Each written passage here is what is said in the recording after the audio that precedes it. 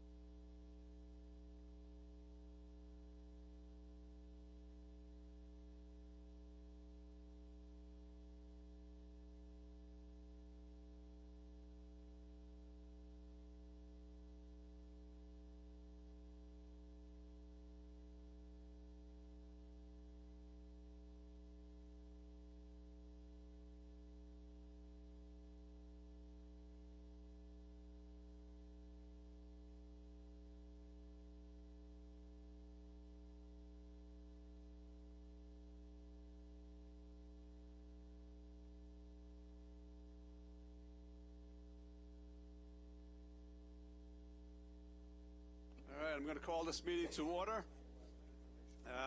Welcome to our meeting of the Nassau County Legislature. To start things off, I'm asking Legislator Rose Walker to lead us in the pledge. Please rise.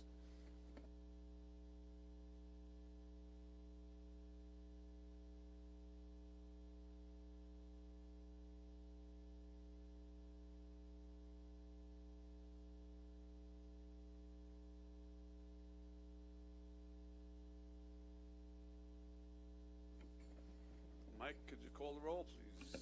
Yes, thank you, Presiding Officer. Deputy Presiding Officer Howard Copel. Alternate Presiding Officer Denise Ford.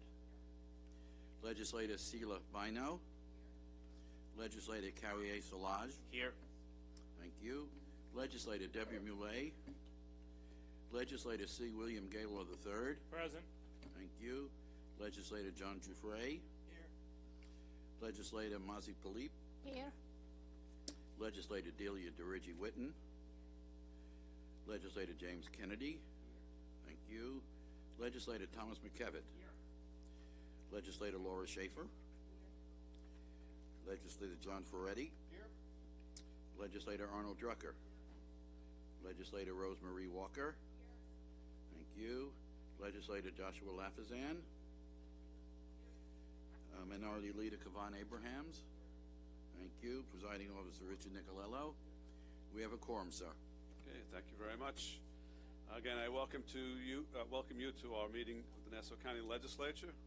We will be starting things off with a presentation for the top cops, as we do every month, followed by a point of personal privilege, and then followed by public comment. If you have not already submitted a slip and want to speak, please come to the clerk's table and provide them with a slip, and then we will call you when we get to the public comment portion of our meeting.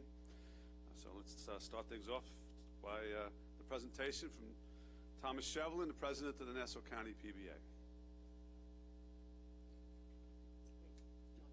He's upstairs. Okay.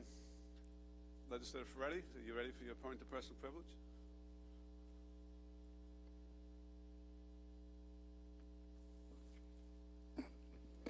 Thank you, Presiding Officer.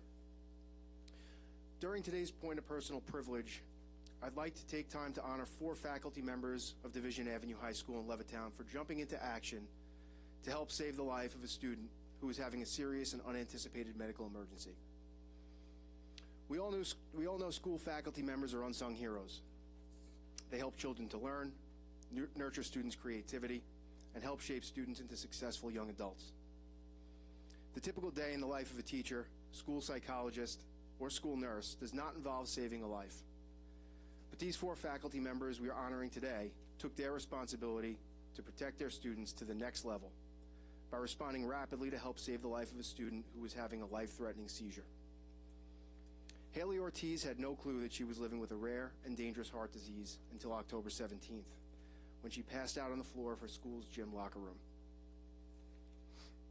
Her friend ran to get nurses Patty Levy and Debbie Larkin, who rushed to the scene to find Haley unresponsive and with no pulse.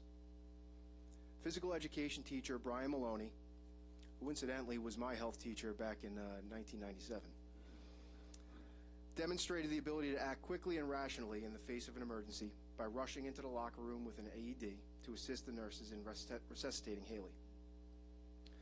While the nurses focused on Haley's breathing, school psychologist Dr. Thomas Tucciano performed chest compressions on her. Thankfully, through the diligent response and level-headed thinking of these 4 brave faculty members at Division Avenue High School, Haley was able to make a full recovery from her seizure and learn that she was living with an undiagnosed genetic heart condition. Not only is Haley and her family thankful for the bravery and dedication of these faculty members, but I'd like to personally commend each of those heroes for saving a young life and showing all of us what a true example of fearlessness looks like. As a lifelong resident of Levittown and as Division Avenue High School alumni, it fills me with pride to know that the faculty in the Levittown School District are so committed to the well-being of students. As a parent, knowing that your children are safe and cared for while away from you is always a top concern, and having 2 children in the Levittown public school system, both slated to attend Division Avenue High School, it's reassuring to know that Division students are in the best possible hands with faculty members who care for them in the same way that they would care for their own children. Because of dedicated heroes like these 4 faculty members who went above and beyond, we are all living in a better world today. You are highly valued members of our community, and at this time I'd like to bring up those 4 faculty members, Debbie Larkin, Patty Levy, Brian Maloney, and Dr. Thomas Tucciano, to come up to the podium. We're also joined by the Superintendent of Levittown Schools, Mr. Todd Winch, and Principal of Division Avenue High School, Mr. John Kasha, if you can come up as well.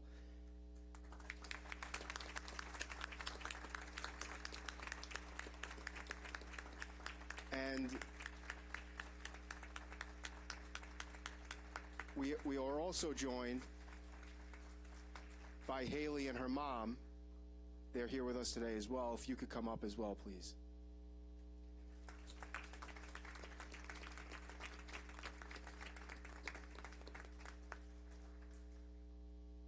So if any of you would like to say a few words.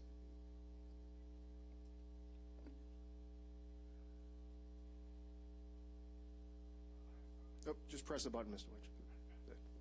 Learning from a student, look at that. My name is Todd Winch. I'm the superintendent of schools of the Levittown School District, and I just wanted to take a moment to just thank the incredible actions of our staff members like Mr. Ferretti said, it is, I don't think a moment goes by in your mind where you think that you're going to be working with students in a particular day and think that your immediate actions are going to be so incredibly important. And so I would just like to say, and on behalf of the Board of Education and Levittown School District, thank you for not just what you do every day, but for being who you are and for really caring about our students to the extent that you do. And thank you very much.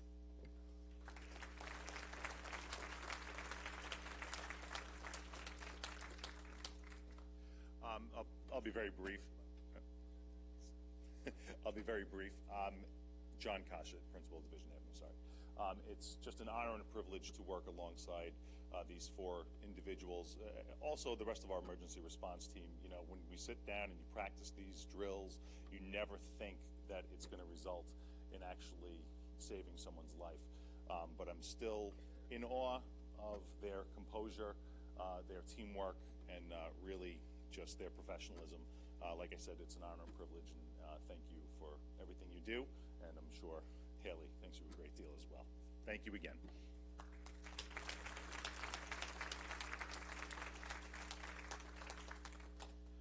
My name is Dr. Thomas Terciano. I'm happy to say and very proud to say I'm the school psychologist at Division Avenue High School. On the day that this incident happened, I have been an American Red Cross instructor for the past 15 years, training lifeguards in a township in Suffolk County. And what I did was what I've been trained to do, and I was lucky to be there that day to help one of my students who was having a very serious medical issue. And I'm so happy that everything worked out the way it did and that I could rely on the training and my experience through the American Red Cross. Thank you, each and every one of you, for this honor, and I appreciate it. And God bless you, Haley. Take care. Thank you.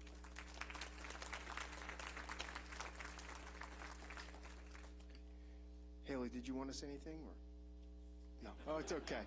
That's okay. I've said enough. All right. So thank you all, and we'll just go in the back, and I have some citations for you. Legislator Muley.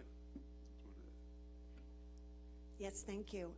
Patty Levy is a very dear friend of mine, and I know the quality of person that she is, and so I'm sure that everyone else is of that same caliber. And I knew about this incident. Patty had told me about it. What was it, December? Yeah.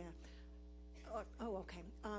But it's an amazing story, and we are so fortunate to have all of you there to save Haley's life. Thank you.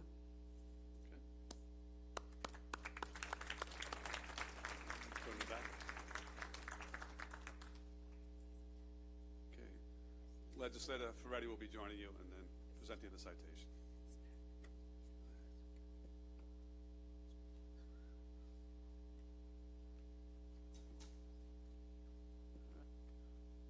Now for our January Top Cops, Nassau County PBA President Thomas Shevell.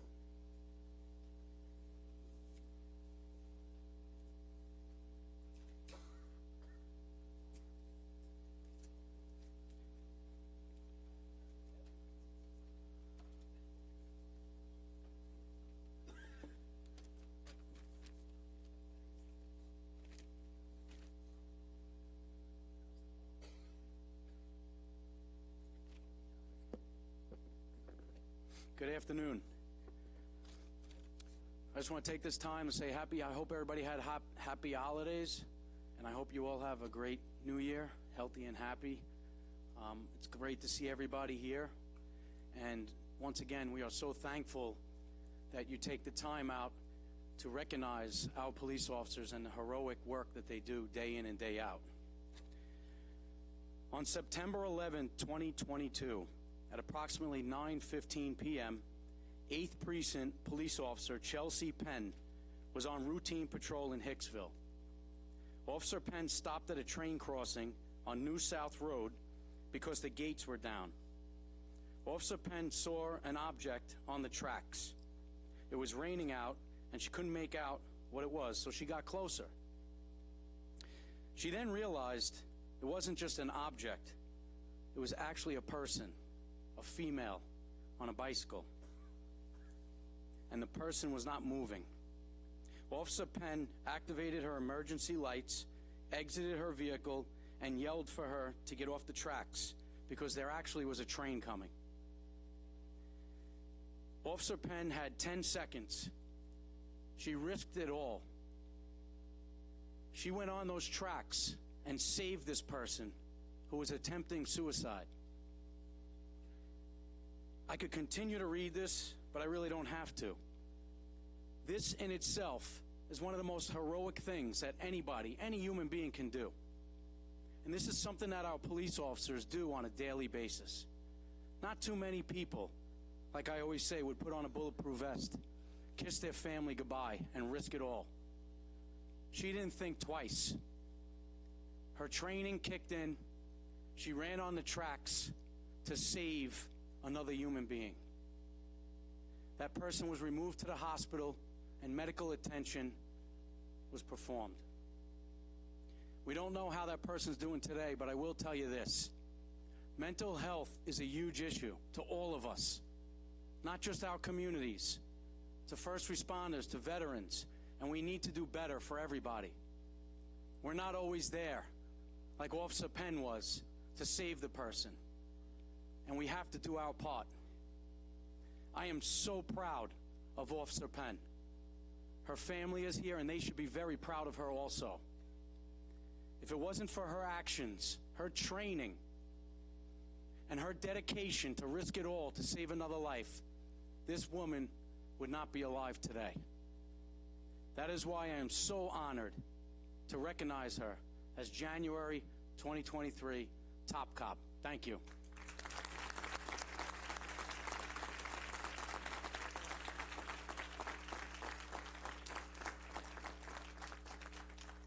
Walk you through yourself through the scenario. It's a rainy night, you're pulling up, you're in your nice protected police car. You pull up and there's someone on a railroad tracks where the gates are down, knowing there's a train coming. She leaves the protection of that vehicle. She walks out onto that track. The train is getting closer. Within 10 seconds, you can start counting it down. We're already at 5 seconds. She now goes out to encounter that person, not knowing if there's going to be a struggle, not knowing if the person is going to resist. But she's going to take that risk to protect and serve the people of Nassau County. This young officer has less than 3 years in this department. Her brother is also on the job, works in the 8th Precinct also, has 6 years. 60% of our department right now has less than 10 years of experience in policing. It is that training that they go through in the academy. It is that training of mental health that they go through and how to deal with these people and then deal with themselves that all of you have put forward as a bill to protect us. And it's because of that, that individual is safe, and it is because of that additional training that we have within our department, she has somebody that she can speak to. Because I'm sure every night when she lays down on her head, on her pillow, she plays that over again. And if you ask her, and you may, she'd do it again. And she'd do it again like the other 2,500 of us would do. Because that's what we signed up to do. Again, we thank you for always supporting us and looking at mental health as a big crisis for us. Thank you.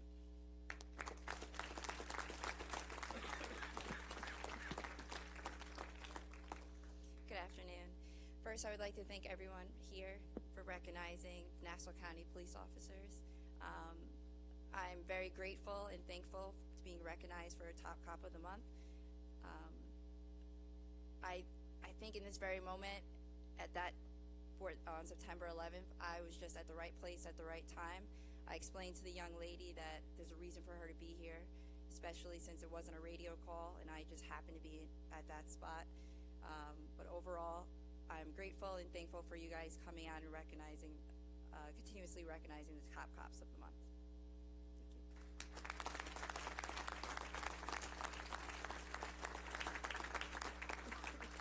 Legislator Walker. Thank you, Legislator Nicolello. Chelsea, I can't even imagine what was going through your mind. You know, God put you with all of us to be a police officer and put you in the right place that night. And, you know, I am out all and about every night, and I don't mind driving at all, but in the dark and in the rain, you know, it's not the best place to be.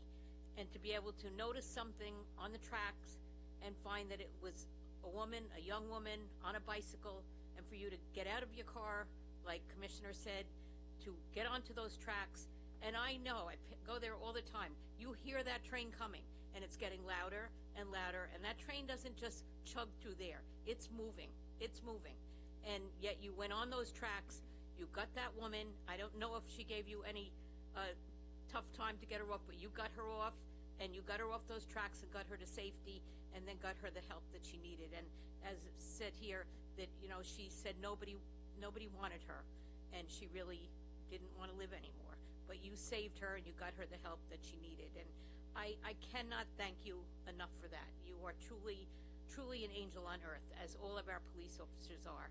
And I'm just so happy that we could honor you today as our top cop for January. And again, I can't thank you enough for what you did for this young woman.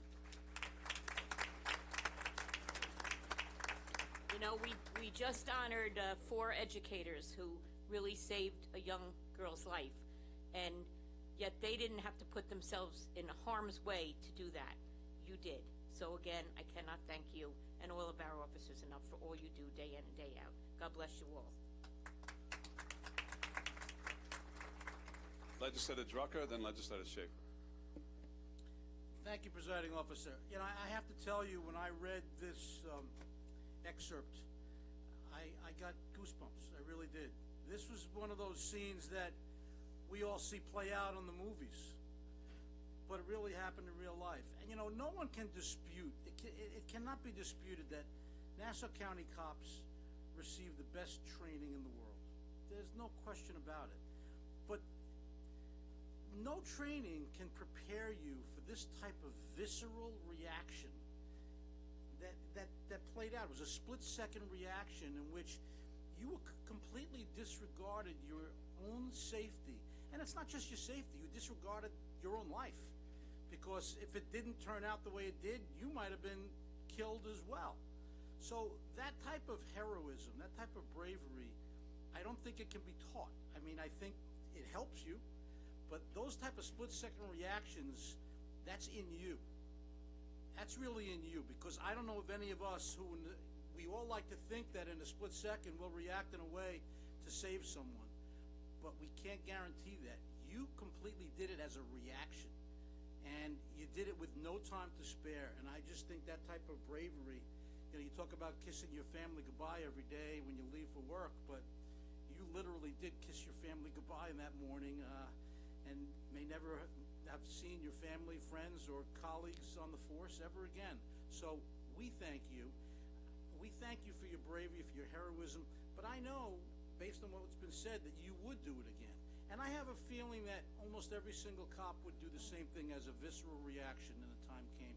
And that really gives us all a lot of comfort, each one of us on the legislature and each one of us in the audience and every resident of Nassau County, knowing that we have cops who will forsake their own lives to save a complete stranger. So thank you so much.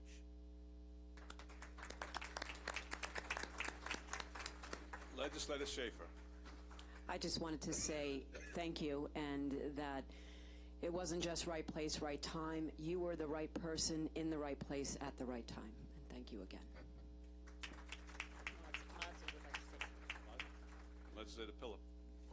I also would like to thank you. Really amazing how you were able to be there in that moment and to put your life at risk just to save another life. It's just amazing. The pride you bring into us, to our community, is big, and thank you so much.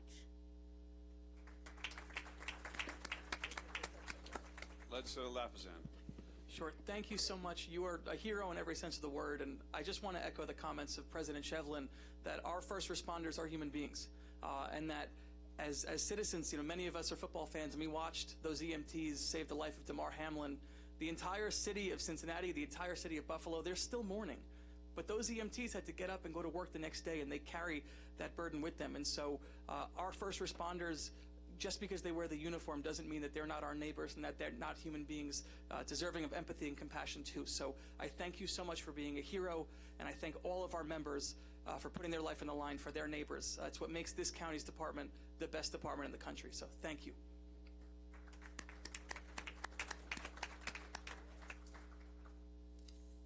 Officer Penn, is that your brother? All right. We'd like to invite you up here for a presentation. And I don't know, did you want to add anything to what's been said? We're also very grateful. We are very grateful for your service as well. Your entire family actually is fantastic. I'm very proud of her. She's just another representation of this great department. All of our colleagues that we work with have done the exact same thing in that moment, and this is just a really special moment for her. And I'm happy that we're all here to share this today. We won't rub it in that it only took her 3 years to get top cop. He had 6 years, and we're still waiting. Oh, boy. Come on up. We're going to give you a presentation.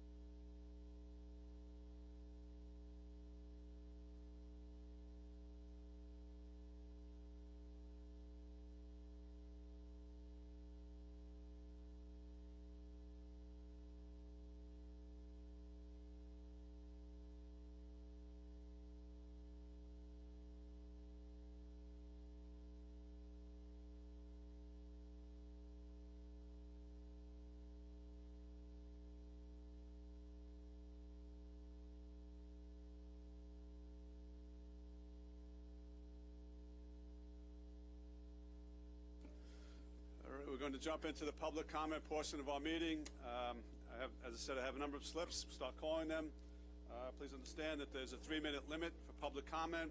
When the 3 minutes are up, you don't have to stop on a dime, but we ask that you please sum up at that point. So let's start off with Richard Clolery.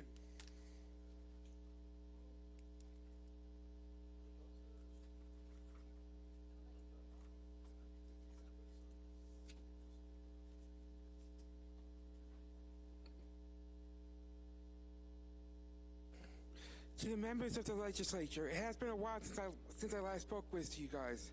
I know why am I still here? Because I care about people. They're concerned about rising prices. I work as a cashier at Stop and Shop. Believe me, when I say this, I hear complaints about rising food prices pretty much all the time, especially eggs. Do you also know what is also on the rise?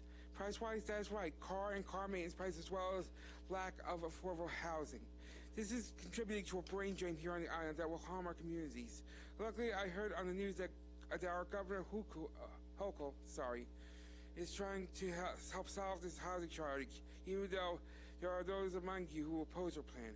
Another solution is increased funding for buses so the NYSEG can restore the bus routes that were cut, as well as allow the buses to run night and day. Yes, I know, not many people take the bus, so what's the point?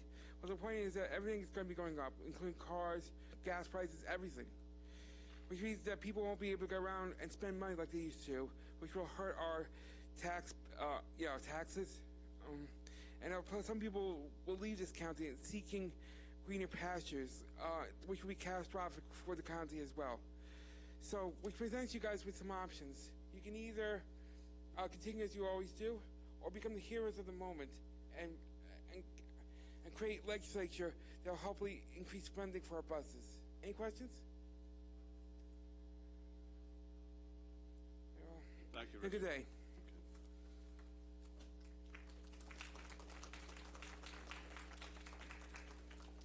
Jack Dickin.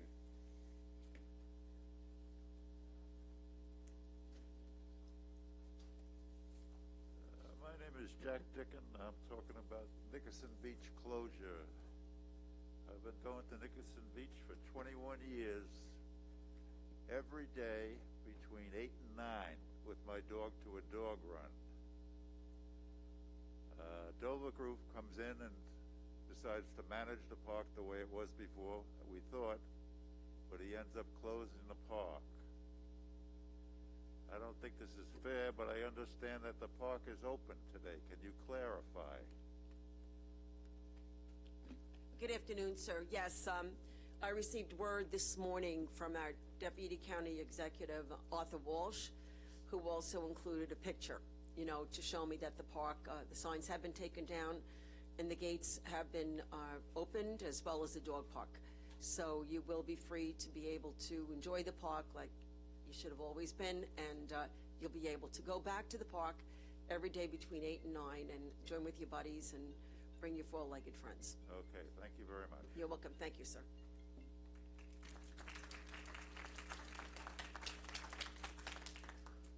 Michael George.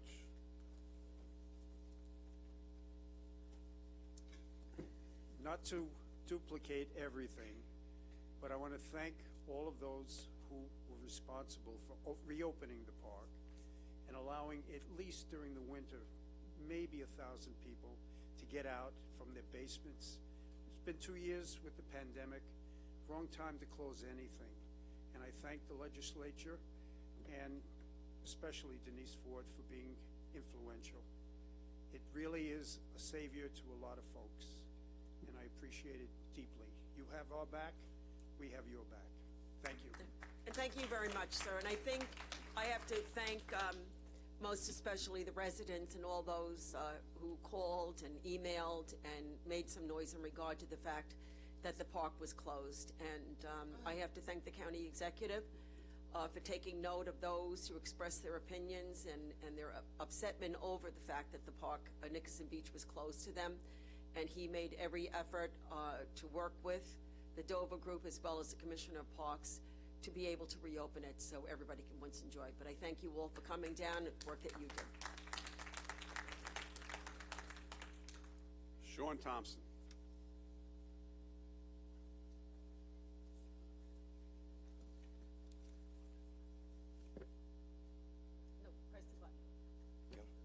Good afternoon.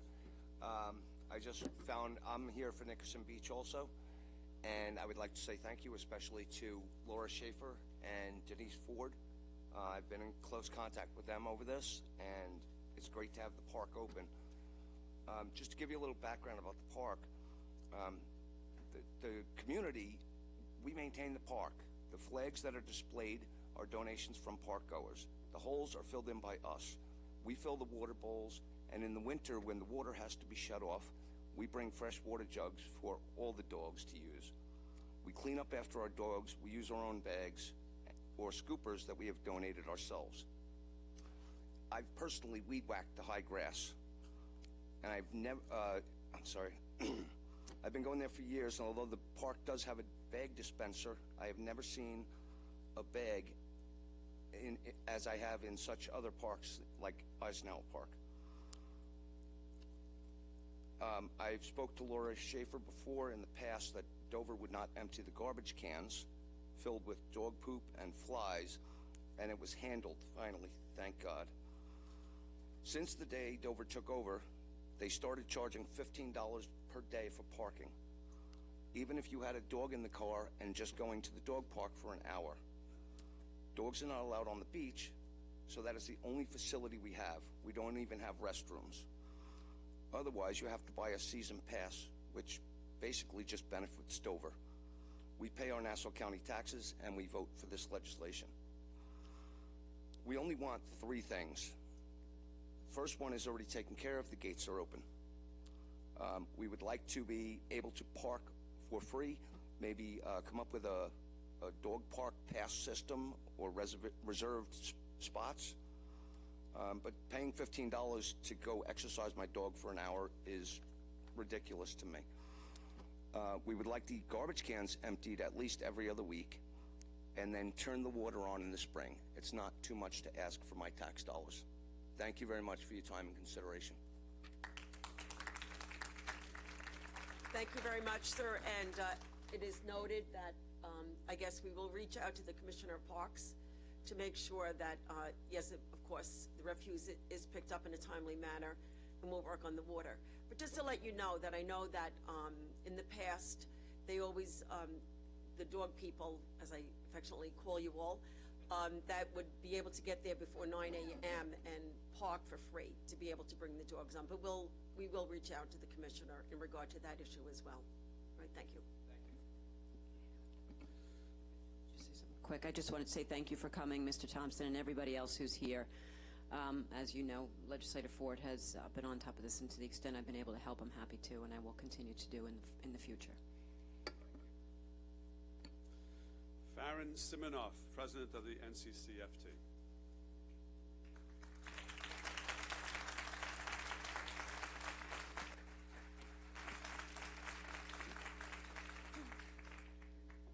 Good afternoon. It's nice to see all of you again. I've gotten to know a number of you, quite many of you. And I want to thank you on behalf of my faculty for all of the interest that all of you have shown in the college, in our students, and in the full-time faculty over the last year or so. And again, let me extend an offer that I do every time for any of you who have not had the opportunity to tour the campus. We're happy to give you a tour. I'm here today to ask for your support, something very specific. We are currently in contract negotiations with the college. We are working under an expired contract. We have not gotten a raise since 2022. Until we have a contract, we will not be getting any increments. We have very modest salaries. The starting salary for our faculty range from $55,000 to about $60,000. I know that you all know that in Nassau County, in order for a family of 3 to be considered middle class, it's $96,000. We are extremely modestly paid, but we serve the county gladly, and we serve our students gladly. However, we need a fair contract.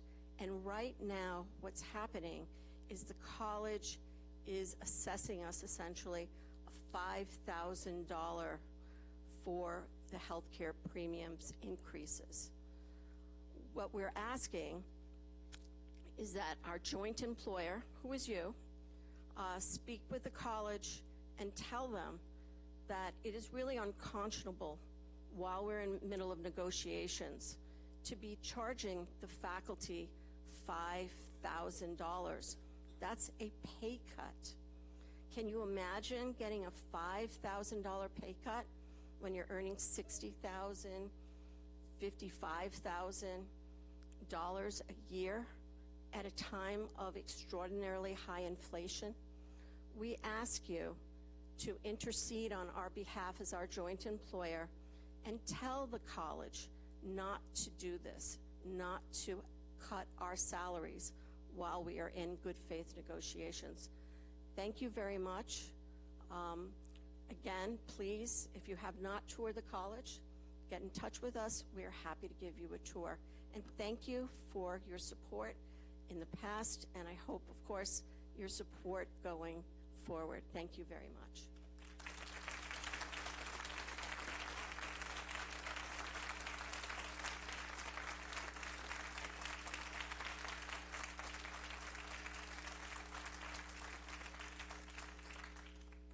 Thank you, Farron, for your comments, for your advocacy, and for your leadership, and for your generous offer throughout the entire time that you have been president for all of us to come and visit the college. Our relationship with the college is governed by state law, so ultimately it's what the state tells us we can and can't do. But state law does not provide us with any ability to intercede in a collective bargaining situation. So we are limited in terms of what we can do, and we specifically are unable to tell the college to do something or not do something when it comes to collective bargaining. So we are limited in that regard. Legislator DeRidge Whitney, you had something to add? We are also looking at some of the legal implications. Our legal team is reviewing the prior cause from 37 years ago. But I just want to say, on a good faith effort, the school projected, I believe, a 9% decrease, and they've actually found themselves to be 6%, I believe, increase. So we're just hoping that that those that are making this budget and are considering this plan to reconsider, because it is not justified by the numbers, in my opinion. And although I don't have an official say in it, Nassau Community College is a gem that we all are so lucky to have. The education that these students receive it's amazing, and we all just take, I think all 19 of us take pride in all your efforts. We know we have some of the top minds, top professors, and you deserve a good salary and benefits. And although we don't have a direct role, we are all hoping that that's the result of this difficult situation that you're involved in. Thank you.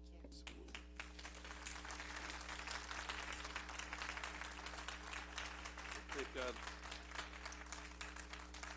what Legislator DeRidge Whitney said about all 19 of us is absolutely correct, and we agree wholeheartedly that the college is a gem. We think the work that's done by the faculty there is extraordinary, and the value that it gives our students and our residents is something that you can't put a dollar value on.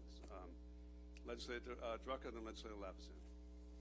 Thank you, Presiding Officer. As a former member of the Board of Trustees for more than 4 years, I can tell you I'm so impressed, and I always advocate for the college in terms of facilitating what they do day in and day out, mostly the faculty and staff, because they're the engine that runs the college. And we, as you, Farron, say, joint employer, we have an obligation to work with you and work hand in hand. And I think we will definitely, all 19 of us, continue to do so. I think what concerns me particularly is that when the college came before us last month, I think in December, for the approval of their budget, I believe there was some sort of provision or inclusion in the budget for insurance, health insurance. So the fact that perhaps that was considered, we should certainly be monitoring on how during contract negotiations additional sums are now being assessed above and beyond. So I know we're going to be paying attention going forward on this, and I personally thank you for what your leadership and David and the others. So we'll stay in touch. Legislator Lafferty.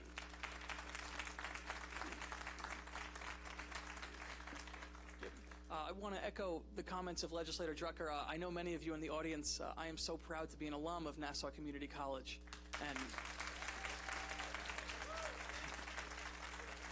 And I've spoken at length to many of you about this, but about my story of going from community college to Harvard and how I'm not the exception.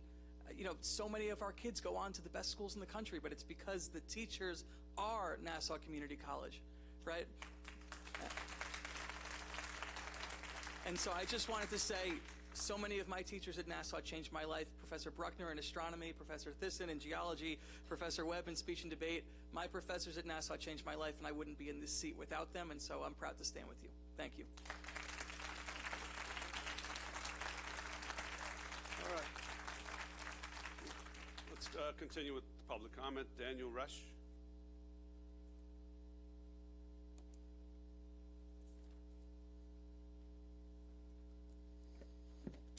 Dear Nassau County legislators, my name is Daniel Resch and I'm a full-time faculty member in the chemistry department at Nassau Community College. Since August 2022, I have been working on an expired contract. Recently, we faculty were informed that the annual increase in healthcare costs would no longer be covered by the college as has traditionally been the practice. The cost of the increase due to ongoing contract negotiations comes to roughly $5,000 a year, and as a family of 5 at the lower end of the pay ladder, facing persistent inflation, this will be financially damaging. I am well aware that many folks question how college professors utilize our time, but full-time faculty members invest a lot of outside time of the class. Time spent on college initiatives, curriculum development, and most importantly, professional development are rarely discussed. For my part, last year I have served as the chemistry department chairperson and in the past as chemistry club advisor.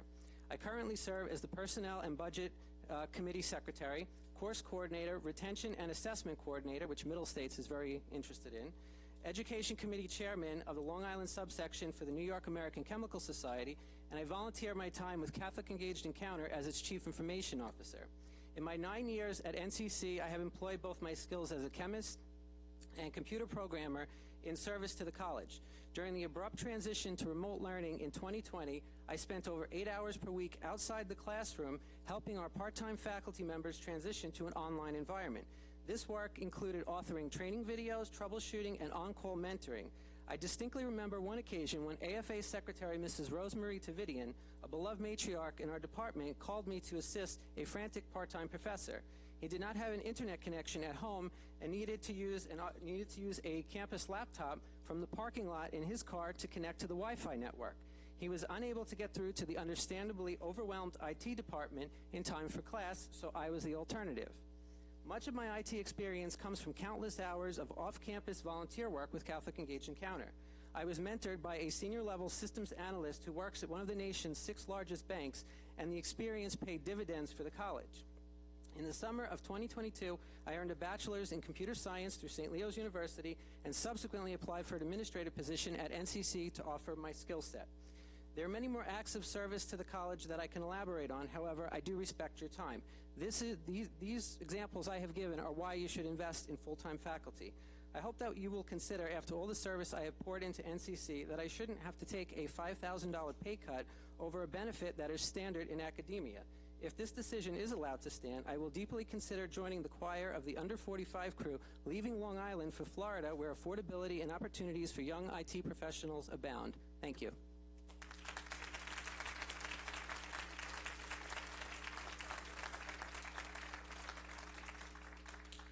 Thank you, Mr. Resch. Tracy Ayala.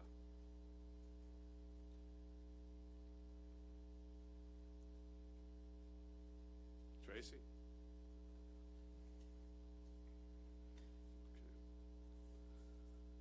Okay. Jason Gorman?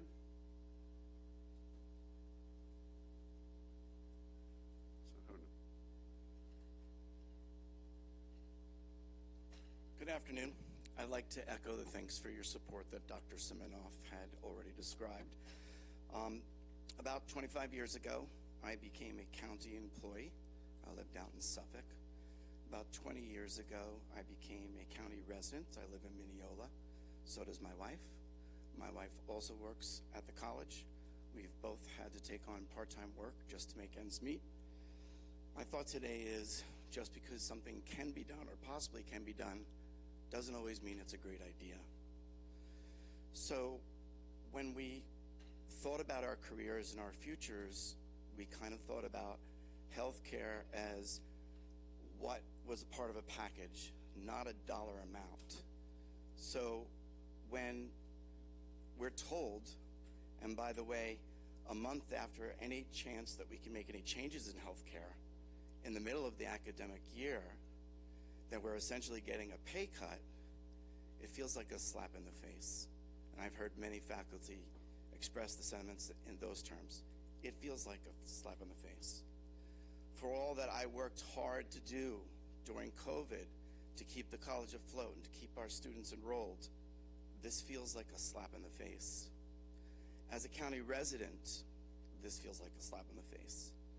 So I don't think it's enough to hope for the best. I understand that you have restrictions, but I wonder what our current acting president, Maria Conzatti, would say if you pose the question again, which I encourage you to do. Do you have enough money in your budget to do what you need to do? Our teachers care for your children. We care for the future of Nassau County. Please consider this and maybe take a stronger stance with the college and try to figure out a way that they don't have to dock our pay, which is what this feels like, a slap in the face. But thank you for your support.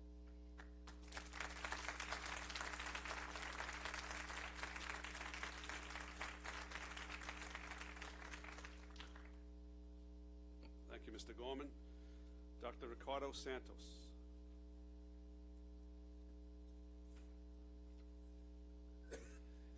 Buenas tardes, good afternoon, señoras, señores. It's a pleasure to be here talking to you. I am not a native of Nassau County, but Nassau County has been crucial centerpiece in my life.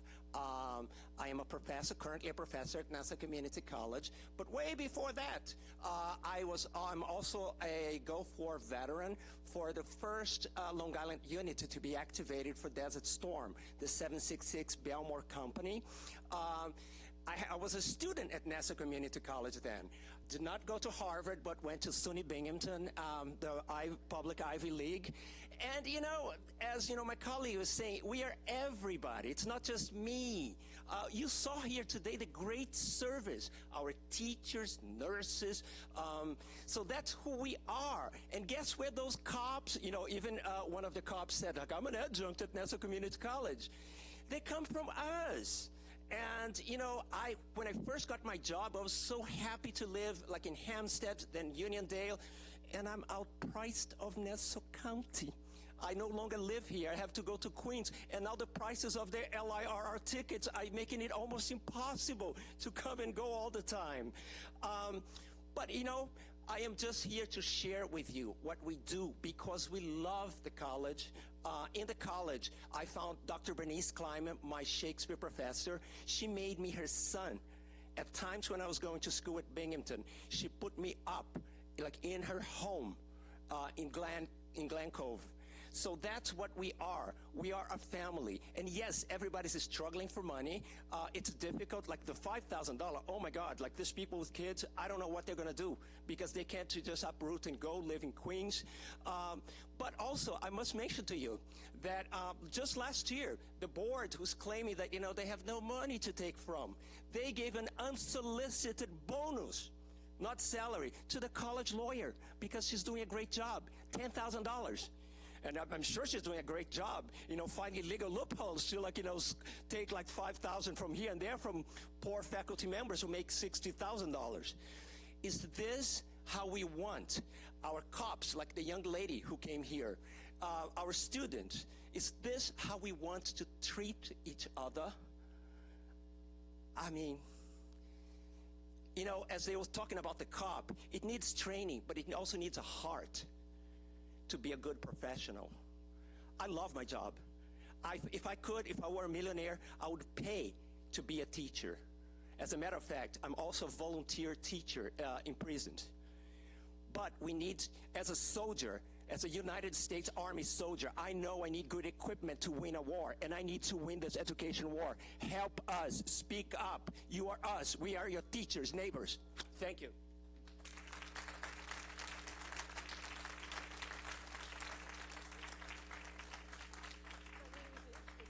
Thank you, Dr. Santos.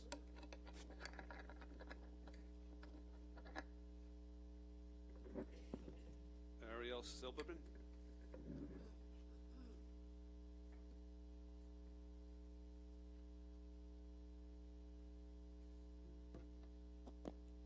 Oh. I am tech illiterate, so please excuse me. All right. So, hello. First of all, my name is Ariel, and I'm a sophomore at Nassau Community College, as well as the proud president of the Achilles Club on campus. Thank you, Mr. Nicolello. You did us a real solid there. It is a privilege to be able to speak to you today as I stand in solidarity with the professors from my college in seeking the full-time faculty having their contract renewed. As it stands now, the college is going into quite a few months of now not having its contract renewed, which in turn puts extra pressure on the professors who are the heart of the school. Without the security of a contract, the teaching faculty are on shaky ground, which then puts the students in uncertain circumstances. How can any institution for higher learning be expected to flourish under such circumstances? It is quite simple. Strongly supported professors lead to better student outcomes, both at Nassau and for what happens after. It was a long shot when I took the GED at Nassau with the hope that I could attend. There are a variety of obstacles students on the autism spectrum must overcome to flourish in any institution of higher learning and in life. Nassau provides what no other college in the state does in the Achilles program for twice exceptional or 2E students. The professors that run and teach that program provide the building blocks of self-confidence, self-advocacy, and leadership, as well as nurture talents and passions. They celebrate the fact that giftedness comes in many forms. Nassau Community College has had over 140,000 graduates. A considerable portion of those end up staying in the county even after they graduate. Many alumni become influential and successful individuals precisely because they had a firm foundation on which to build their future success. The firm foundation was generations of professors teaching, challenging, mentoring these students to become the best possible versions of themselves, to know that they were equal to anyone attending a four-year institution, and that they had an obligation to give the best of themselves to the world. It is that obligation that has me standing before you today, imploring you to ask the Nassau Community College Board of Trustees to approve the full-time faculty's contract. Any college is only as strong as the people who teach. So give the professors, and by extension the students, the best of foundations on which to build their future dreams of tomorrow.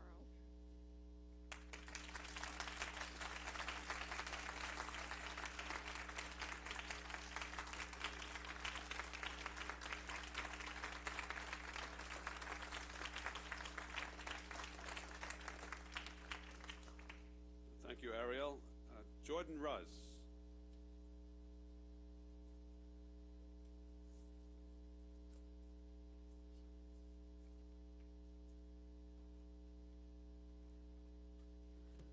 Thank you for giving me the privilege of addressing you this afternoon. I grew up in Levittown, graduated high school from Division Avenue 1966, and attended Polytechnic Institute of Brooklyn. I commuted for 2 years, and in order to make it through that school, which I did, I took every liberal arts course that I was required to take, as well as some math courses at Nassau Community. And I can honestly say that if not for Nassau Community College, my non-matriculated alma mater, I never would have made it through.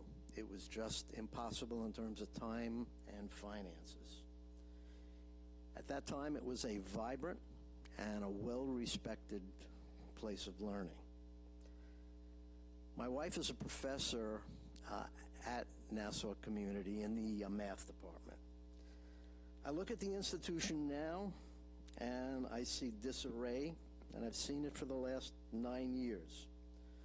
The faculty has been disrespected, mistreated, and disregarded. And yet they have performed admirably in spite of that. The school has suffered in terms of attendance, particularly during COVID. But Nassau Community suffered in terms of attendance far more than its neighboring colleges in Queens and in Suffolk. That wasn't the result of the faculty. That was the result of decisions that the administration made. And I'm sorry to say that I don't have much regard for the performance of this administration.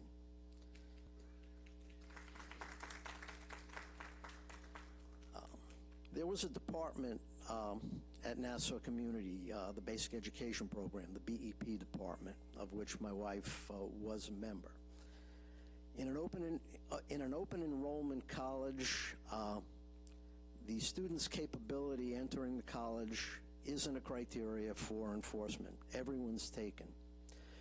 The BEP department helped to transition students that were lacking in study and academic skills to make it in a college environment. And they were quite successful. The students they graduated from that program had a very high performance in relation to other departments. It was a stellar department, and it was abolished by the administration, by one administrator who refused to believe that it was possible,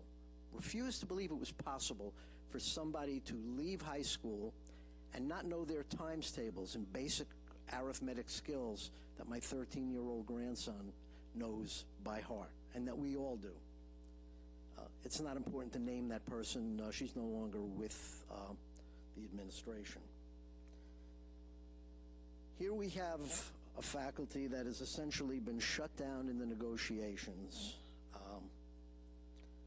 and presented with not only no forward advancement in salary, but a significant pay cut.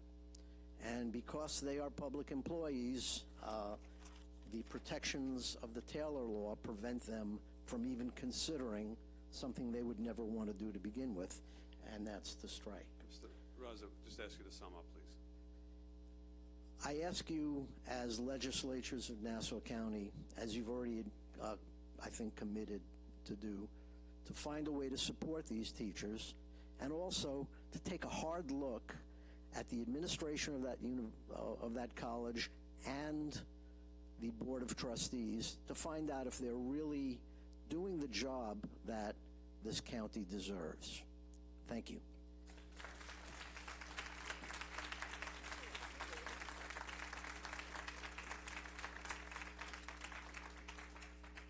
Thank you, Mr. Ruz. Margaret Monticelli.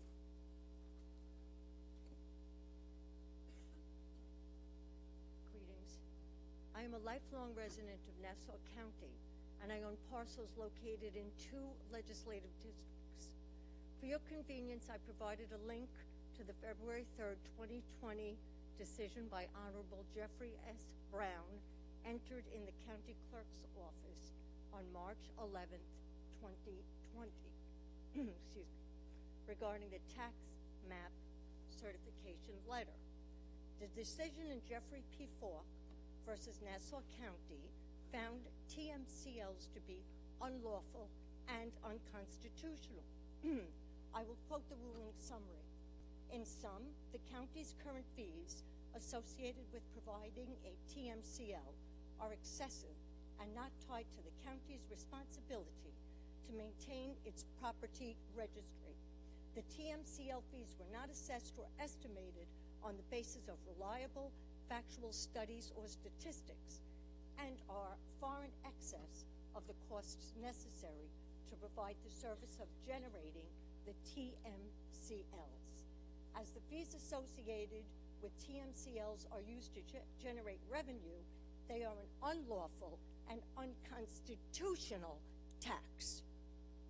Yet, on October 1st, 2021, a clearly partisan vote in the Nassau County Legislature resulted in a significant tax burden on homeowners who must pay $705 to remove a property lien.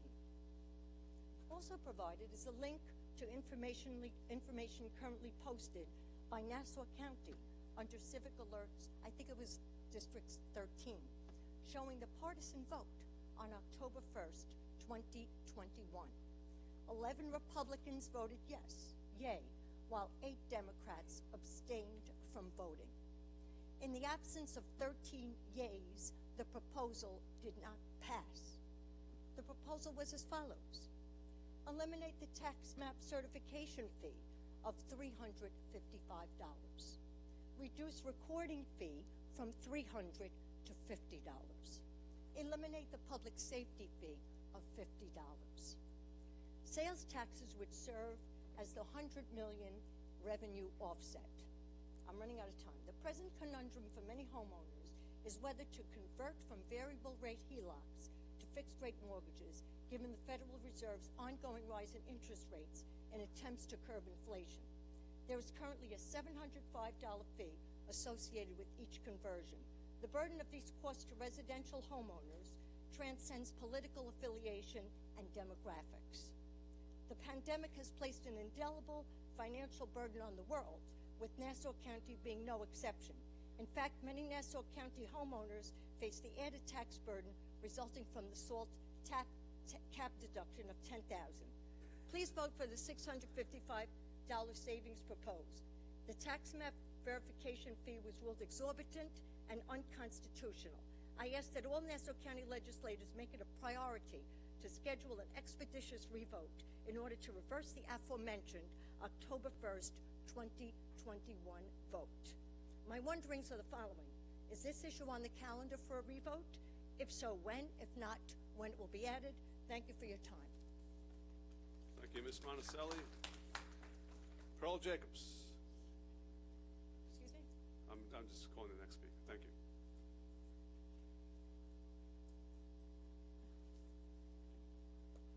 I do have to spray the mic like I always do for my protection and protection of my fellow Nassau County residents. I have a question. Pearl Jacobs, Nostrand Garden Civic Association, Uniondale. I have a question for my legislator, Kevon Abrahams. What is the status of the cameras, Legislator Abrahams, that Commissioner Ryder so graciously contributed to Uniondale at the October meeting? Can you stop the clock when he asks this question? No, please? it doesn't work that way. It doesn't work. Well, No. can you do? Well, maybe you can answer me after I speak then. Sure. Okay. The other issue is redistricting. We want Uniondale to remain whole, and we were requesting that Uniondale's remain whole with no infringement or encroachment on our boundaries and no encroachment on our commercial and our industrial property base. Thank you. Now here I have a letter that I wrote to Governor Hochul regarding the proposed casino at the hub, Mitchell Field, the hub. So many people in Uniondale are adamantly against this. I know this corporations is going around soliciting people to promote this, but we are against this. I have a letter, and I would like to read the first paragraph of this letter, and I'm going to give you the rest. It's a lengthy letter. But it says that there's great concern among many Uniondale residents of proposed casino at Mitchell Field Hub. The major concern is the adverse effects that a casino within close proximity of approximately 40,000 students would have on our youth. Here in Nassau County, in the greater Long Island area, our youth are struggling with opioid addiction, post-COVID depression, alcohol and marijuana abuse, among other addictions. Placing casino within walking distance of Hofstra University, Nassau Community College, Uniondale Charter School, and Kellenberg Memorial High School would expose our youth to gambling addiction, a progressive addiction that can result in psychological, physical, and social repercussions. Given these struggles, our youth do not need to be exposed to risk factors that could potentially derail them from an academic path to one of a destructive and life-suppressing, addictive one. Now, this letter goes on, and I have copies for all of you, and presiding officer, I have one for County Executive Blakeman, if you can hand that to him. Okay, we are adamantly opposing this. Uniondale does not need a casino. In this letter, I cite the adverse effects it would have on our community. Uniondale, a systemically disenfranchised community, economically deprived, social inequality that we suffer from. It doesn't belong in Uniondale's backyard. So I give you these letters, and you can answer my question. It was actually pretty quick response. So I mean, as you know, Pearl, the commissioner stood right here at the last legislative meeting. I think it was like November, maybe, and said that he felt that the cameras were imminent. We will look into it. Imminent means to be a couple weeks, a month at the most. So we will look into it and find out why is not happened already. So can I ask you a question, Legislator Abrahams? Why wasn't, as adamant as we were about these cameras, and there are so many things going on in our community that these cameras can help mitigate the tort crimes that are going on, the other issues that are going, that I spoke with you about. I don't need to sit up here and do the whole soliloquy over again. But why do I have to come here continuously and bring this issue up? I mean, weren't you looking into this prior to this, or having conversation with our commissioner, Ryder? I spoke with him, I don't speak to Mr. Ryder every day. Well, I know you don't speak to him, but it's months. We're talking about months. So Pearl, you chose the interval of when to come here and talk about that issue, not me. So if you choose to come here every single month hoping for a different resolution and you don't get it, then I really can't tell you. We never said at the last time we met in this legislative body that the cameras would be up by January 23rd. Yes, it was stated. It was stated that I asked how long the cameras would be up, and they said within a matter of weeks, right into the new year. That's what I heard. Yeah. No, I didn't hear that. Well, what I heard. Maybe you have selective hearing. I'm just saying. Have a good day. Well, we can have a good day, but like I said, I'm tired of doing the job of my legislator and my council person. There needs to be follow-up, oversight. It's oversight. All right. The next speaker is Patty Harris from Uniondale. They'll take it right there.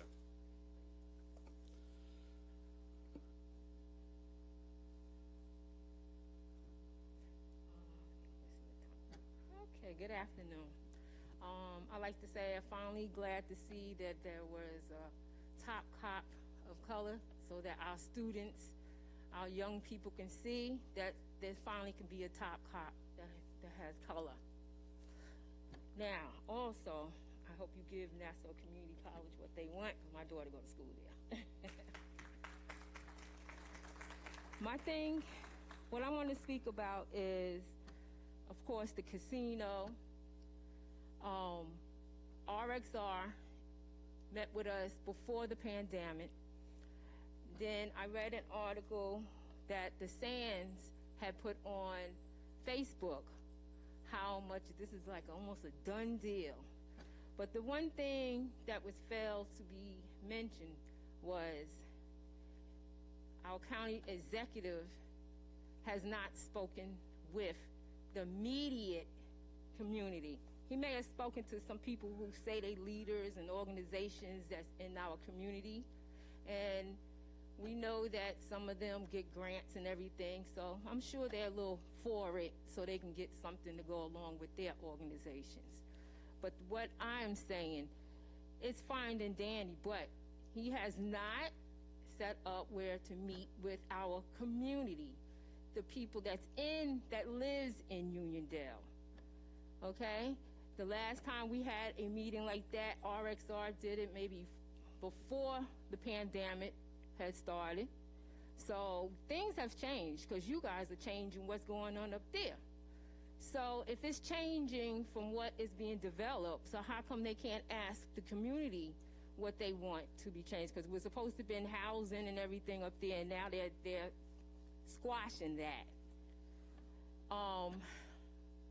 Also, when it comes to the quality of life, I can't understand how can it go from the Source Mall to Uniondale. What would make it any difference of we would want it?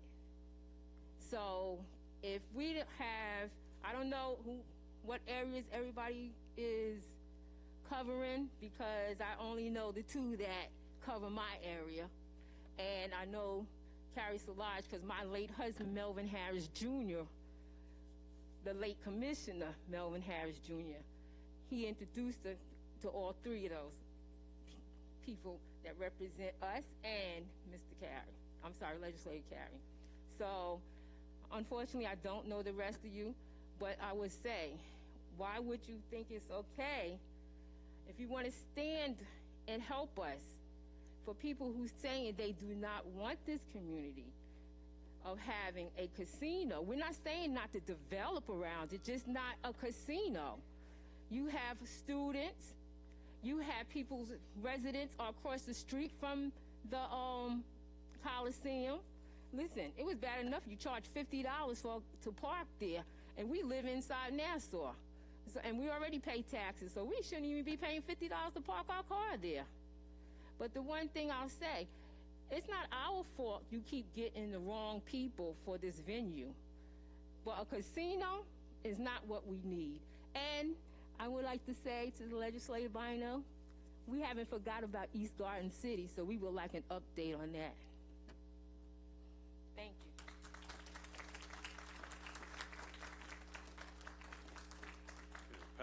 Pat Ligori.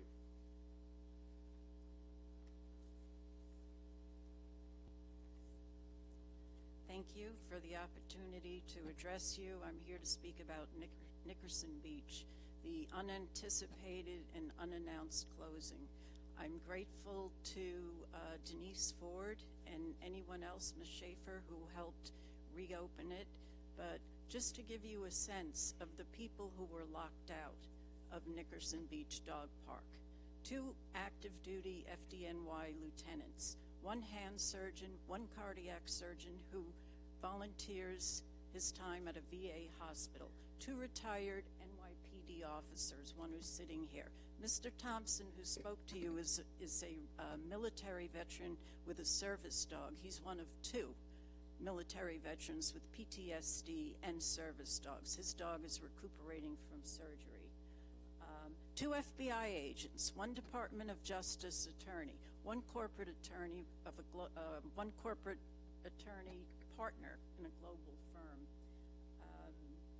1 mayor, former mayor of a local village who's also an attorney, 2 nurses, 1 veterinarian, 1 veterinary student, 1 flight attendant, 1 architect, 1 social worker, 1 teacher of children with special needs. So while you are very happy to award and congratulate the first responders, please don't forget that the people I've read are not only first responders, they're essential workers.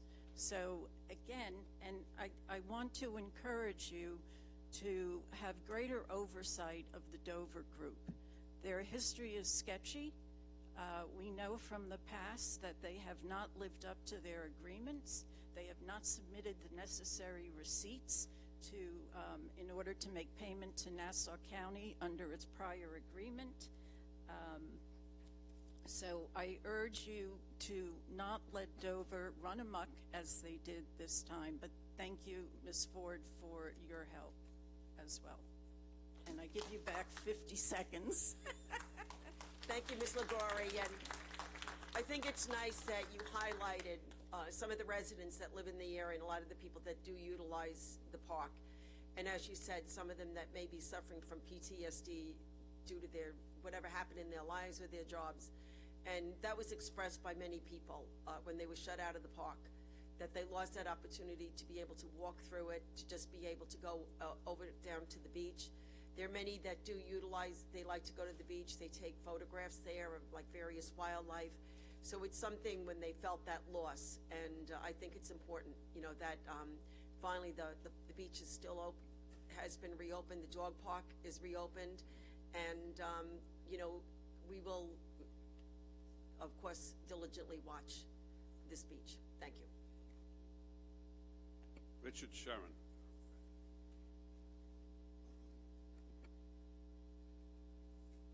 I'm going to speak also on the dog park. 15 years ago, when I adopted a puppy, she was quite unruly, and I didn't have a place to take her. I went to the dog park, and I went in the morning, and I met a great number of people that made a huge difference in my life. And it's a very tight-knit group, and as she said, many of these people are accomplished people, and it's a very nice community that was there. And I've been part of that. I've been fortunate enough to be part of that community for 15 years. Nickerson Beach is a public park, used year-round for decades. The park exists for the use of residents. Okay, we all pay taxes, and up until this past year, the park, my understanding, was administered by county employees who we would interact with, and they were very nice. Yes, it's true that many of the dog park members did a lot of the work themselves, but these people were fine, and we never had to pay. They were generally cooperative. We worked with them. It was a nice situation. Then the county, for some reason, decided to lease out this public park to Dover Group, a private for-profit company. When you lease out the administration of a public park to a private company like that, especially one with their record, bad things tend to happen to the residents, to the people you're supposed to serve. And lo and behold, without notice, Dover Group chained the gate and shut us out. I know Butch Yamali. I spoke to Butch Yamali about it as soon as it happened, and Butch Yamali told me, quote unquote, that it was a health and safety risk and that there was a rule that was put into effect by Nassau County many years ago, and that it was his job to enforce that rule. So my question to you is, it's fine, it's great, we're thankful that you opened the park, but is Butch correct? Is there a rule that the county has that he was required to enforce? And how do we know that when he's not going to decide one day to lock us out again or to charge us, as people said? We've never been charged before. Now he wants to charge us $15. His prior deal, my understanding, at Malibu was that he received revenue from which he made profits by charging the parking fee. That's how he was paid, one of the ways in which he was paid. Is that the same way he's going to be paid in this case? Basically, my time is running out, but it's a terrible thing, I think, especially Nickerson Beach, a public park that's been run by the county for decades. For you to hand it over to Butch Yamali and Dover Group to make profit from without any notice to anybody, and you see what happens. So I urge you to take a look at it and not make that mistake again.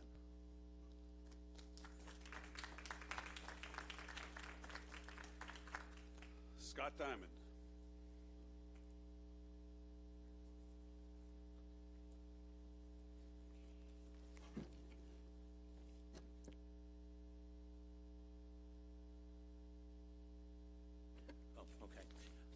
My name is Scott Diamond. I addressed this body back in October over the issue of the error that was made in the assessment rolls. At the time, I warned this body that the Department of Assessment had made an arbitrary and potentially illegal change to the TPP base exemption of 842 properties. I now am quoting from page 12 of the Nassau County Controller's review of the reassessment. It says in bold letters, unless there is a physical change to the property, the exemption base remains the same, even if a property's assessed value is decreased through a property tax appeal or grievance. Okay? The explanation that I received of why my property was included in the 842 was counter to what that statement says. So that this, as I said, that the changes they made were potentially illegal, yet I have seen nothing from them or from this body as an explanation of why they targeted these 842 properties and how they justify the illegal change in the base exemption. That's one point. Second point is, during the reassessment, several members of this body complained vociferously that the previous administration was not being transparent in dealing with the assessment process. Yet, the first thing they do under this new administration is they make a change secretively. Nobody was informed about this change. In fact, the only reason why we know about this change was because they screwed it up and made an error in applying the change to the assessment rolls. The assessor said he committed himself to the entire assessment process being more fair, accurate, and transparent, and that wasn't. And then in the general tax bills, they committed the exact same error. What apparently happened is when they fixed it for the school taxes, nobody bothered to check to see if it would apply to the general taxes. So the same error was committed. They fixed it quickly, but no information, no announcement, no apology was made to the 842 residents who were affected by this change. This is not being transparent. This is not being competent. It is gross incompetence on the part of the assessment, and I wonder what this body is going to do about it. Legislator Ferretti. Good to see you again, Mr. Diamond. You brought up the October issue with your property, and you mentioned that you were not aware as to why your property was included in one of the 800s. No, that's not exactly what I said. What I said was I was not aware why my property was targeted. Yes, I understand. You were very helpful in connecting me with Mr. Cronin, and I understand what Mr. Cronin's explanation was as to why my property was included. But that explanation is directly in contradiction to the quote I just read from the Comptroller's report. Well, just for the sake of clarity, so your property was included because the grade of your property at your request was changed. Correct. Right. Okay, but does that constitute, or how does that constitute a, quote, physical change to the property? It does not. So, I mean, that's really a term of assessment that I'm not familiar with, but I would think that if your grade is changed, meaning the value of your house, that's a physical change. But I would leave that to the conversation you had with the assessor. A physical change is a structural change, or a change in the structure of the property. Right, and changing the grade of the property constitutes a physical change. No, it does not. In any event, I won't argue with you.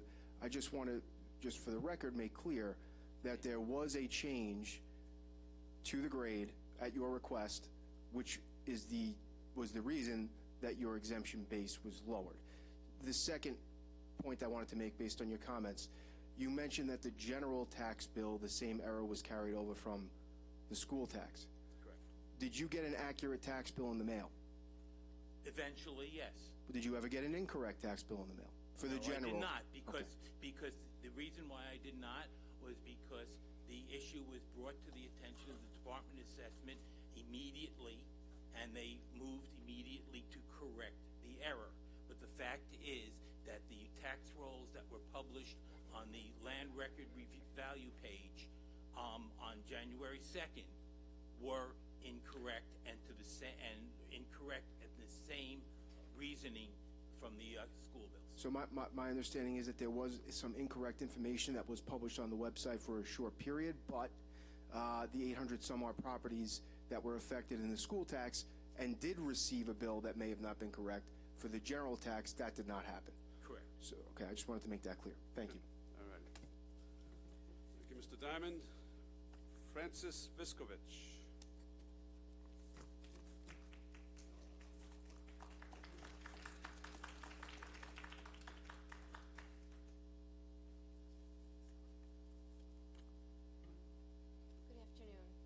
hear me? Yes. My name is Professor Fran Viskovich. I am the coordinator of the Aspires program. I'd like to thank all of you for your instrumental part in having Aspires and Achilles program reinstated at Nassau Community College. Because of you, there have been approximately 12 NCC graduates from Aspires since the program was reinstated. They have gone on to four-year colleges or gone into the workforce. Thank you for your support and trusting me to continue the program for the autistic spectrum disorder students at the college in Aspires. I will be forever grateful for what you did. What many don't know is why I became a professor at NCC. I was a 17-year-old living on my own due to a family tragedy. I was scared and uncertain of my direction, working 2 jobs and not knowing what to do next. I decided to go to NCC. It was the best decision I ever made. Nassau Community College saved my life. I eventually transferred to SUNY Oneonta and received my bachelor's degree. I returned to Long Island to work as a scientist for Nassau County Department of Health, a private engineering firm, and the United States Environmental Protection Agency. But I always remembered Nassau Community College and what it did for me. I decided to go for my master's in earth science because I wanted to return to the place that helped me succeed. I wanted to help students like me who probably would never have gone to college if Nassau Community College did not exist. I have been a full-time professor here now for 22 years. I have seen a lot of changes over this time. Some good, some not so good, but I have always loved being here. It has been an honor to teach environmental classes as well as to be able to start a program for college-bound students, ASD students. I am also a single mother.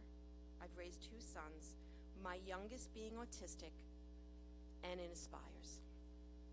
So I thank you and the college as a resident of Nassau County, who was supported by my colleagues, many administrators, and all of you to serve the autistic population. Again, I thank you. However, for the first time ever in my career here, I'm thinking I may have to go elsewhere because I may not be able to afford to stay. Paying into my benefits now will cause me and many others financial hardship. It is also unprecedented to ask us to pay for our benefits during contract negotiations. So I stand here and I ask you once again for support. Our college is at a crossroad, and I think there are many factors. One major one is we have lost being a united campus, and we need to get that back. We need to remember the immense pressure we all faced with the pandemic and how we all worked to ensure the college remained a source of normalcy for our students through this difficult time.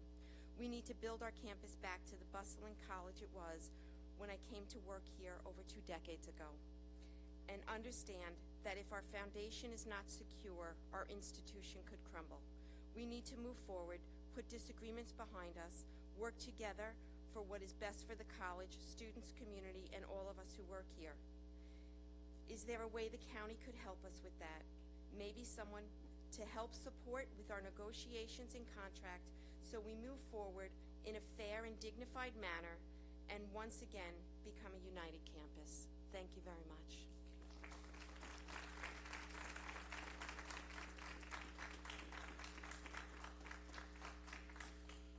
Thank you. Bonnie Salzone. Hello, good afternoon. Thank you for giving me the opportunity to speak. I just want to thank Denise Ford for keeping your word last time we were here. You did say that you were going to work on helping us get back into the Nickerson Beach and the dog park. Thank you very much. On my way here, I passed and saw the gates open, which was wonderful. We do have a very strong community there. It's social, emotional, mental. I mean, we love our dogs, and our dogs. I have a big dog. he's 100 pounds, he needs to run. And there's really nowhere on the barrier island for these animals, to go. So we do really, really appreciate all your help. It's kind of, minute, but summer hours, we always had, we could go in at 4 o'clock. Last year they changed it to 5:30. Maybe a 5 o'clock that we can get in the afternoon without having to pay. Last year there was a couple of incidents at the toll because we would go in with our dogs at 5:15 and, there was some, rejection of us going through. So that created a problem, just to have a little foresight.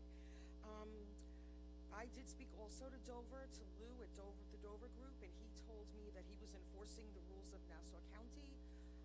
So I'm just wondering, is there a place to see the rules, regulations, and laws, and also transparency about the bid process of how they got the bid to, to take over the Nickerson Beach? Lou told me he has, they took over the concession, the basketball court, the playground, the skate park, the rec, not the rec, but the RV area, the beach, and the dog park, as well as the baseball park. So I'm just wondering how and where is that bidding done? I'm a realtor, and I have people that would have loved to have bid on that contract. Is it published somewhere publicly?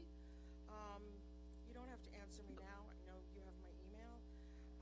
Also, I just want to say, lastly, that we're really, really grateful. Thank you so much. And I can't wait to get my dog back there today. Well, I hope he has a lot of fun running around once again.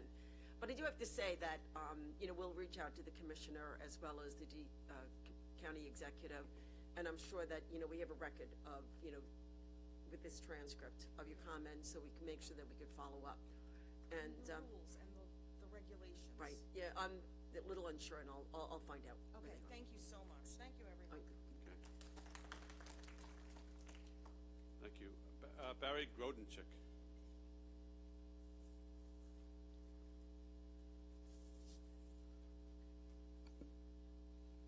Hi, thank you for the opportunity to be here today.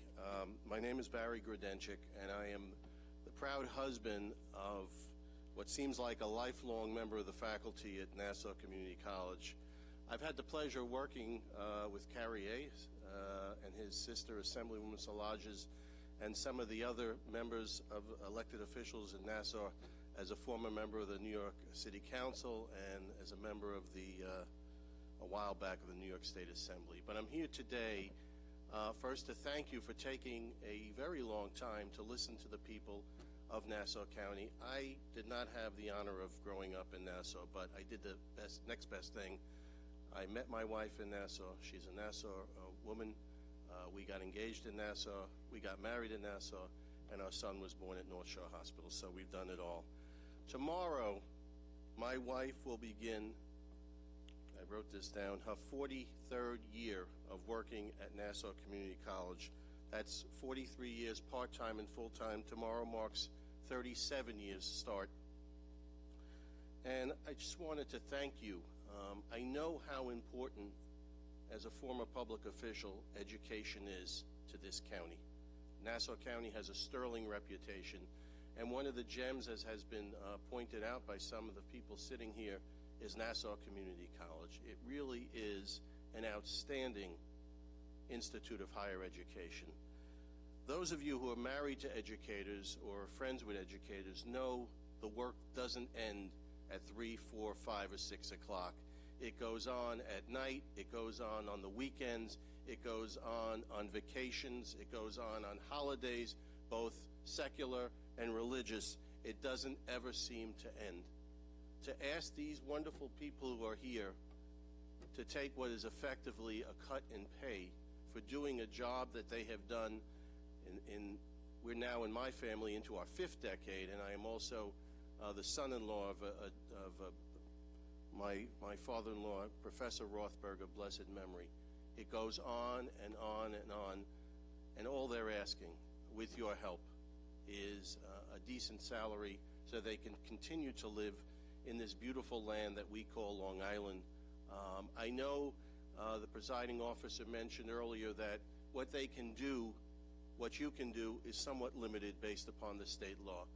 I have reached out to my state lawmakers to talk to them, but we know that government is the art of the possible. We work very hard, and I know the hours that you put in, and I know what you have given up. I'm asking you to take a hard look at this situation so that the people behind us who educate your children can continue to do so with financial stability and can continue to look on with pride in what they do. It is so very, very important. Thank you for your time and for listening to me today.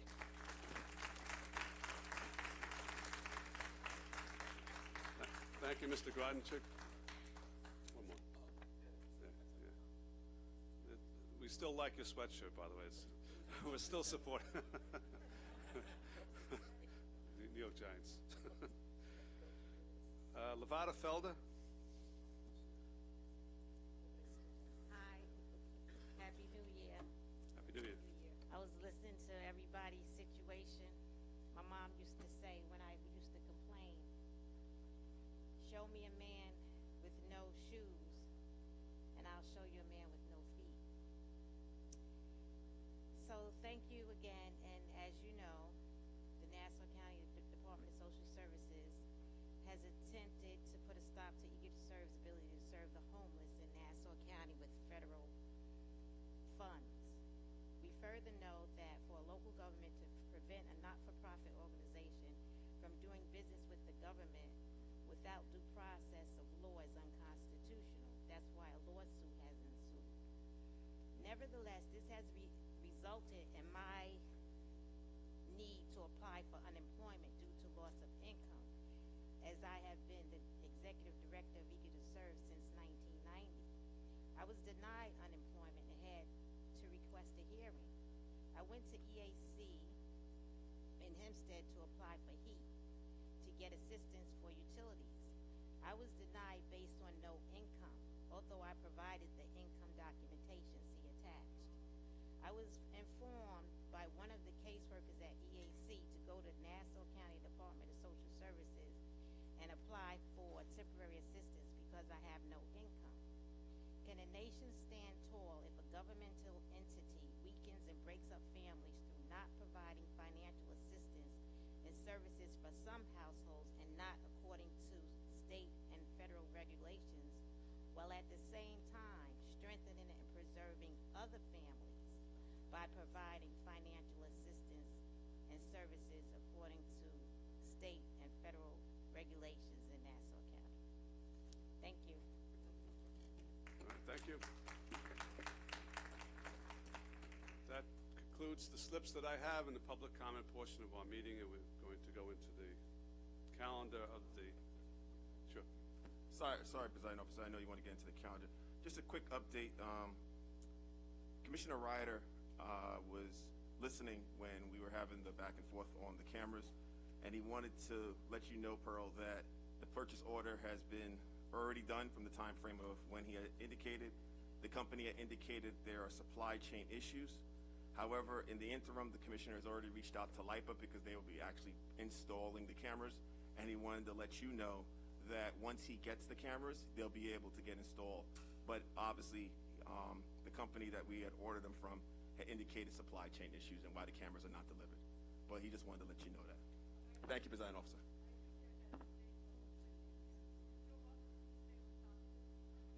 Okay.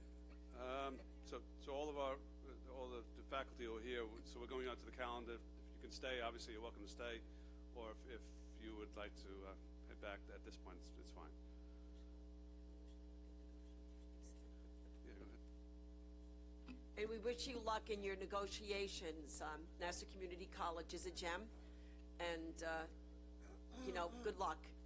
And I'm hoping that they'll rethink this health, charge. Thank you. Thanks again. I'm going to call the consent calendar, which consists of items that went through committees a couple of weeks ago. It has been agreed by the majority and the minority that no further debate or discussion is needed at this time on these items. Item 1, Ordinance 1. Item 2, Ordinance 2. Item 3, Ordinance 3. Item 4, Ordinance 4. Item 5, Ordinance 5. Item 6, Ordinance 6. Item 7, Ordinance 7. Item 8, Ordinance 8. Item 9, Ordinance 9. Item 10, Resolution 1. Item 11, Resolution 2. Item 12, Resolution 3. Item 13, Resolution 4. Item 14, Resolution 5. Item 15, Resolution 6. Item 16, Resolution 7. Item 17, Resolution 8. Item 18, Resolution 9. Item 19, Resolution 10. Item 20, Resolution 11. Item 21, Resolution 12. Item 22, Resolution 13. 23, Resolution 24. 25, Resolution 16. Item 23, Resolution 14. Item 25, Resolution 16. Item 27, Resolution 18. Item 28, Resolution 19. Item 29, Resolution 20. Item 30, Resolution 21. Item 31, Resolution 22. Item 32, Resolution 23. Any debate or discussion among the legislators? Hearing none. I think we need a motion by Deputy Presiding Officer, by Legislator Walker, seconded by Deputy Presiding Officer Coppell. All in favor of the consent items signify by saying aye. Aye. Those opposed, those items pass unanimously. We have two non-consent items. First is 24, Resolution number 15, which is a resolution authorizing the county executive to provide grants to eligible health and social services administered by qualifying not-for-profit entities. Motion by Legislator Drucker, seconded by Legislator Kennedy. All right, so that item is before us. Legislator Drucker. We have someone here to speak on Resolution 15, item 24.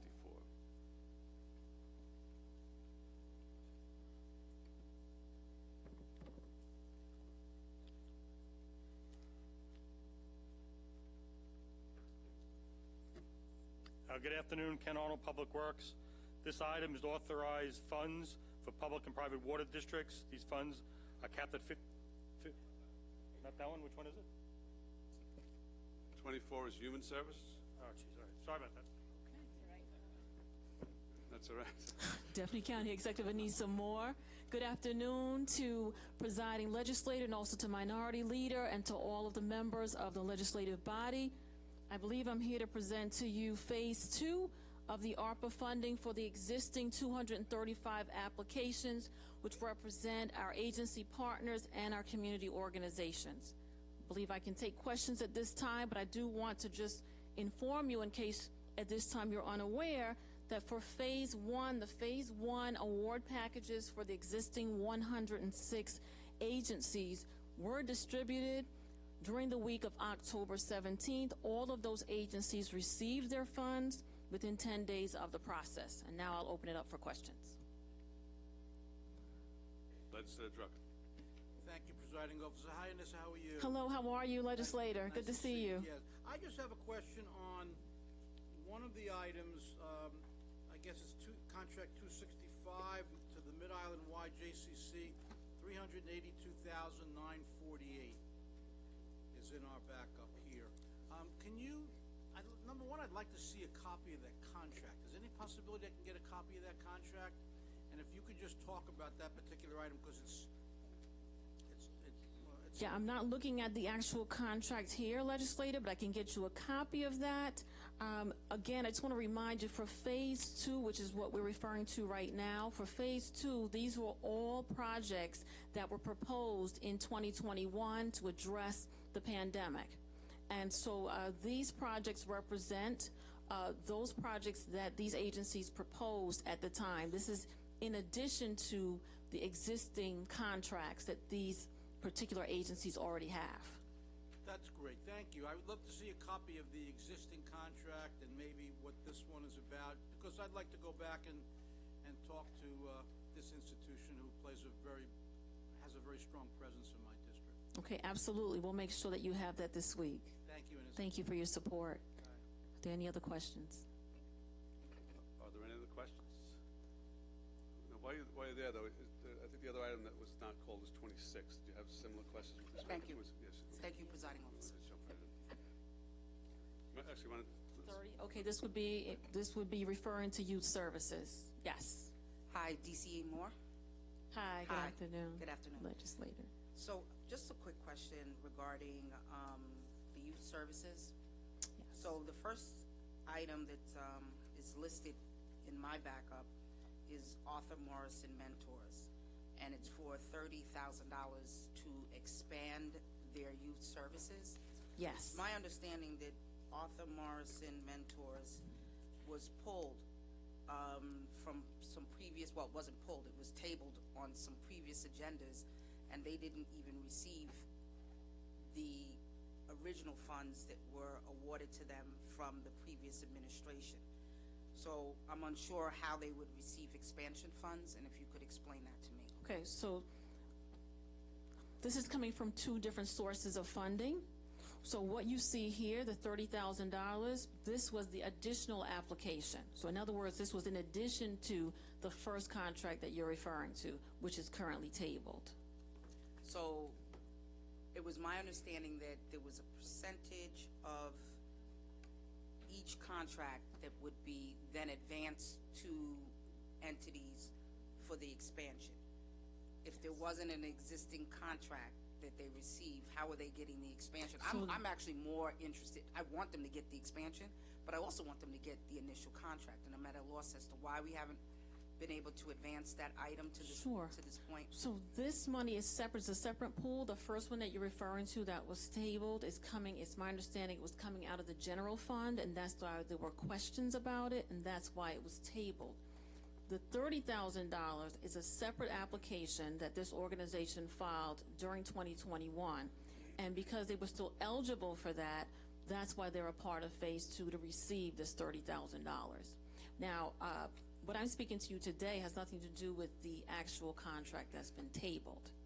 Okay, but you understand how I might be getting that confused, because I was Absolutely. told that only folks that had a contract originally would be getting an expansion. Right, so let me just explain for everyone for purposes of clarification. Please. For Phase 2 was open to new agencies as well as existing agencies. The purpose of Phase 2 was to make sure that many of our community partners had the opportunity to benefit from the actual ARPA funding.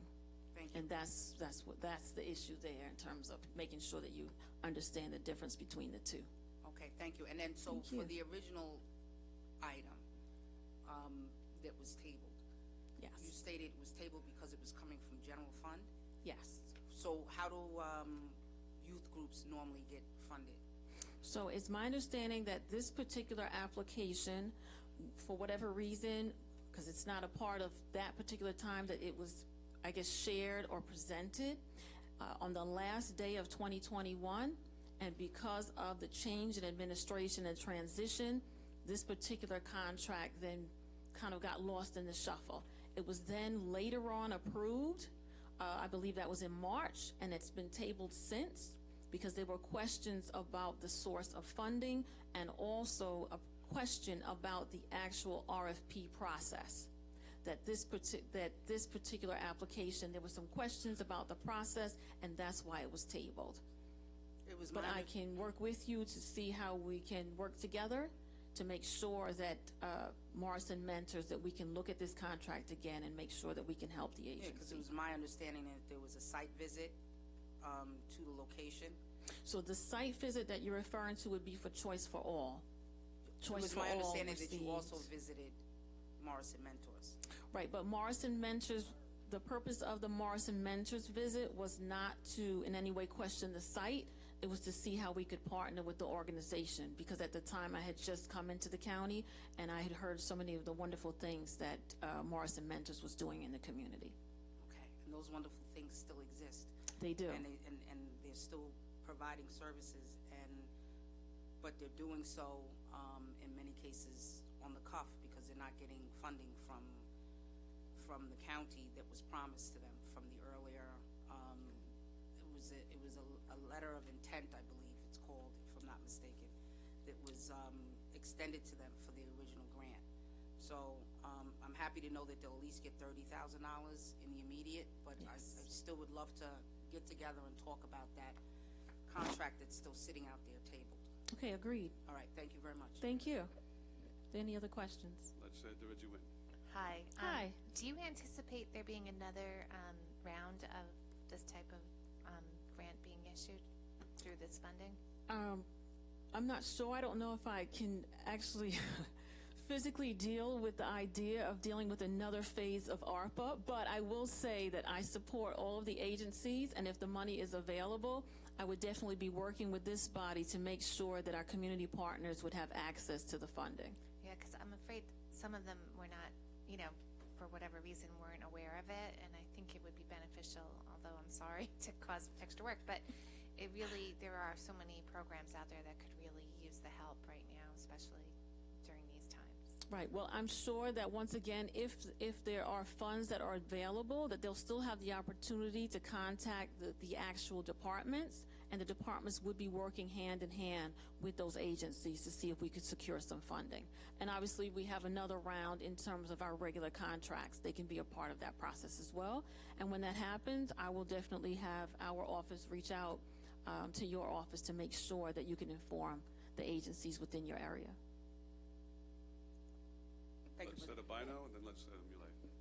So, DCE Moore, Yes. especially, I echo the sentiments of Legislator Division Whitten, and I would actually ask you to really do a hyper focus on areas of mental health for our young people. There's shortages all over the place, and we know that our young people are suffering at higher rates now.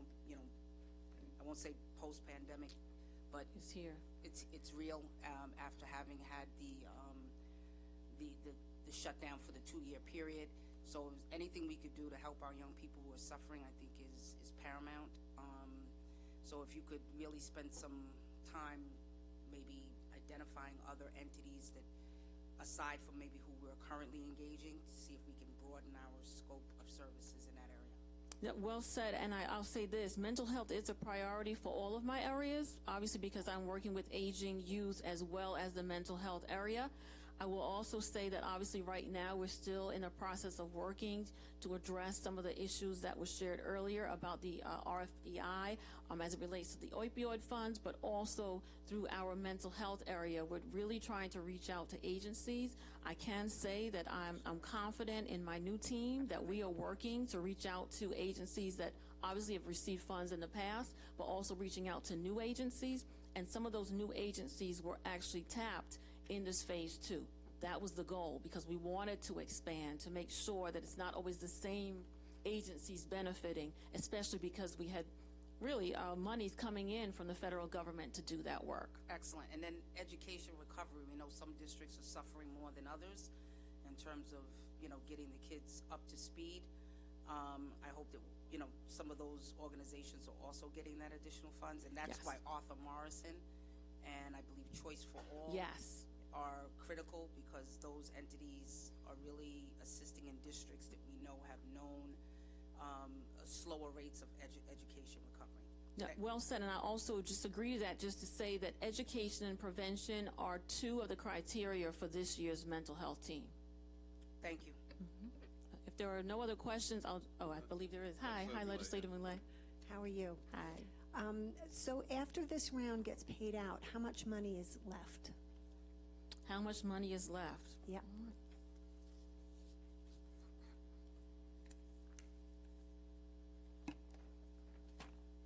Okay, so for right now, currently, because there are several awards and pending applications, I can't really give you a number, but I can give you a number and based on what we've spent already. If that's helpful, at least we can go on the record. So for behavioral health support, we had 51 applications. We have right now, at present, awarded $2,498,000. For the expansion of the Office of Aging, 35 applications. Again, the total awarded is $2,158,000. For the expansion of youth services, we had 87 applications. Total amount right now awarded $1,734,000, and there's some more change, but I'm just giving you the estimates here. For the Health and Social Services grant, 67 applications so far, and once again, $2.4 million. So we are right now, currently as an administration, we're committed to moving forward with these agencies and making sure that these agencies have the money that they need so that we can address the needs of the 1.4 million residents that we serve. Thank you. Thank you. I I just want to just put on the record also that we believe the estimate of the funds that are remaining are somewhere around $250 million. So we really need to move on this funding because there's an end date at which time we're going to have to return the funding. So, Sure, and we're working on that, but remember, in that particular division of funds, there are different areas. There's still the tourism area, there's still the technical aspect area, there's still the veteran support, so I'm only addressing my areas. I just want to be clear. I get it. However, you know, we were just mentioning the reasons why it's such an important area. We really, you know, I hope you really push for these programs because the money is going to have to be returned. Oh, and that trust me, we will not return any money. I hope so. Because but if you support today, at least that will allow for these numbers to go up in terms of increase. So I need the support that you'll vote today so that we can make sure that we increase the funding. We will, but That's I would key. also try to get the next tranche as quickly as possible. You know, it's easy to say we won't have to return it, but as you see how arduous it is, I mean, it takes time and it has to be allocated, I believe, is it 2020? We have until 2024 and then 2026 to show. But the point is this, we want to do due diligence as well. I understand. And that's why we had a lot of applications, and those applications and doing due diligence, working with Odora as well as Haggerty, our consultants, we wanted to make sure that we're presenting organizations that are not just worthy, but that have actually met the criteria. And that was a whole other piece, to make sure that they met the criteria. But I do agree with you. That's the goal, is to make sure that we maximize the amount of agencies that can really receive the funding at this time. And I also like to add that during this process, it was a very tedious process, but I just want to publicly thank our Comptroller's Office and also our Office of Budget, that we all worked together on this on weekly meetings to make sure that we communicated so that we could present these resolutions to you today. Now, I appreciate everyone's work, but I will say that just my quick math in my head is only about 10 million, which is a lot of money. But when you think about the total amount, I mean, you know, you're saying represent about a quarter of what, you know, the agencies that should be entitled to this funding. I mean, 10 million is nowhere close to a quarter of 300. But we still have 2 years, and we're in the process now, and obviously working with all the legislators that are here. That's our goal, is to make that happen. And I'm confident you're going to work with me to make that happen. Well, we are, but again, let's not do this as a last-minute rush because we see how much time it takes, and that's, in my opinion, when we run into trouble. We're better off starting out early. And that's why we call this phase 2. So there's more to come. Well, let's get it here as soon as possible. Legislator Schaefer. Hi, good afternoon, legislator. How are you? Good, how are you? Good. Just a quick thought in light of what we were just talking about. Do you feel that at this point, now that you've gone through a certain number of applications and you're getting the funding out, is the process being streamlined at all? Like, were there glitches initially or just delays? And now, just in light of making sure we get out as much as we can, or is there more that you need, even if it's from us? No, absolutely. I mean, here's the reality. Under the former administration, this was a flawed process that would take 6 to 8 months to actually award the agencies. We've now streamlined the process under our administration that the agencies can receive their money in 5 to 10 days. Okay. Okay, so we're working to make this happen. Okay. Okay, thank you. Thank you. Thank you. Okay, thank you very much. We need a motion second on item 26. Legislator Ferretti moves it. Legislator Frey seconds it. So now we have both 24 and 26 before us. Any further questions or debate or discussion? Hearing none, all in favor signify by saying aye. Aye. Those opposed? They carry unanimously. We need a motion to adjourn this meeting of the legislature. Moved by Legislator Walker, seconded by Legislator Ford. All in favor of adjourning signify by saying aye. Aye. Those opposed carries unanimously. I am going to reconvene the November 21st meeting of the legislature. So we're going to go into the capital plan items. All right.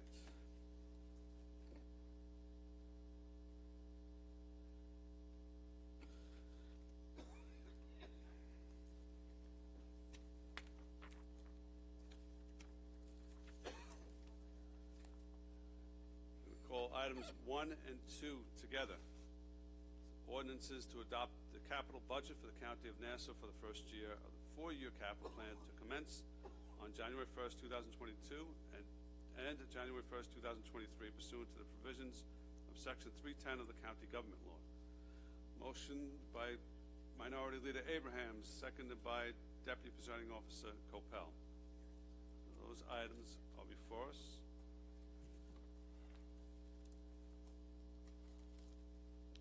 Good afternoon, Ken Arnold, Public Works. Items 1 and 2 are the capital budget ordinances for 2022 and 2023. Since 2022 capital plan was not approved, that is why we have item number 1 on the calendar. Of that, the 2022 capital budget is for a total of, hold on a second. The 2023 capital budget is for a total of $325 million of county debt for general, non-county debt of $52 million. Of SSW, we have $156 million of county debt and non-county debt of $31 million for SSW. Just I had to go back one step. What we were doing is reconvening the hearing, so therefore the motion by Minority Leader Abrahams and the seconded by Deputy Presiding Officer Copel was a motion to open the hearing. I'm sorry. So we need a vote on that. All in favor of opening the hearing signify by saying aye. Aye. Those opposed? Okay. The hearing's open and you've had your say already. So. Yep. I think we do that every year. I know. Any questions for Ken Arnold?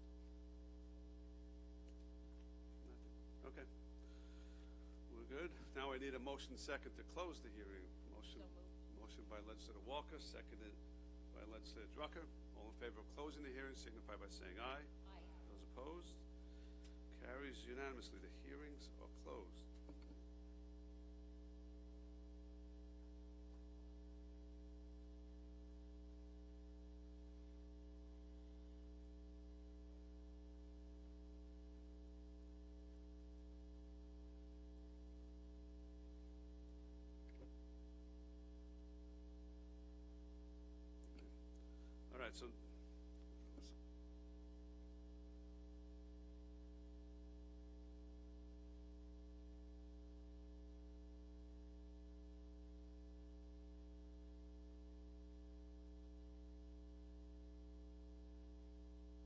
All right, so we need a motion and second on calendars number 1 and 2, ordinances. We just did the hearing, so now we have to have a, I'm sorry, wait a second.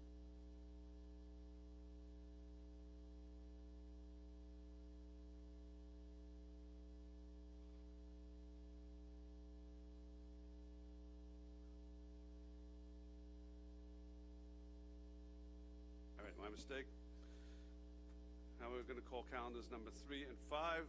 Calendar number 3 is an ordinance to adopt the capital budget for the County of Nassau for the first year of the four-year capital plan to commence on January 1st, 2022, pursuant to the provisions of Section 310 of the County Government Law of Nassau County. Calendar number 5 is a resolution to adopt the four-year capital plan for the County of Nassau to commence on January 1st, 2022, pursuant to the provisions of Section 310 of the County Government Law. Motion by Legislator Bino, seconded by Legislator Pillow. Those items are now before us. Thank you. So, as I stated previously, the first item is for the 22 to 25 capital plan that was not approved last time through. Most of those numbers are held to zero and pushed into the 23 plan, which I'll describe here. For the 2023 to 2026 plan, the details are as follows.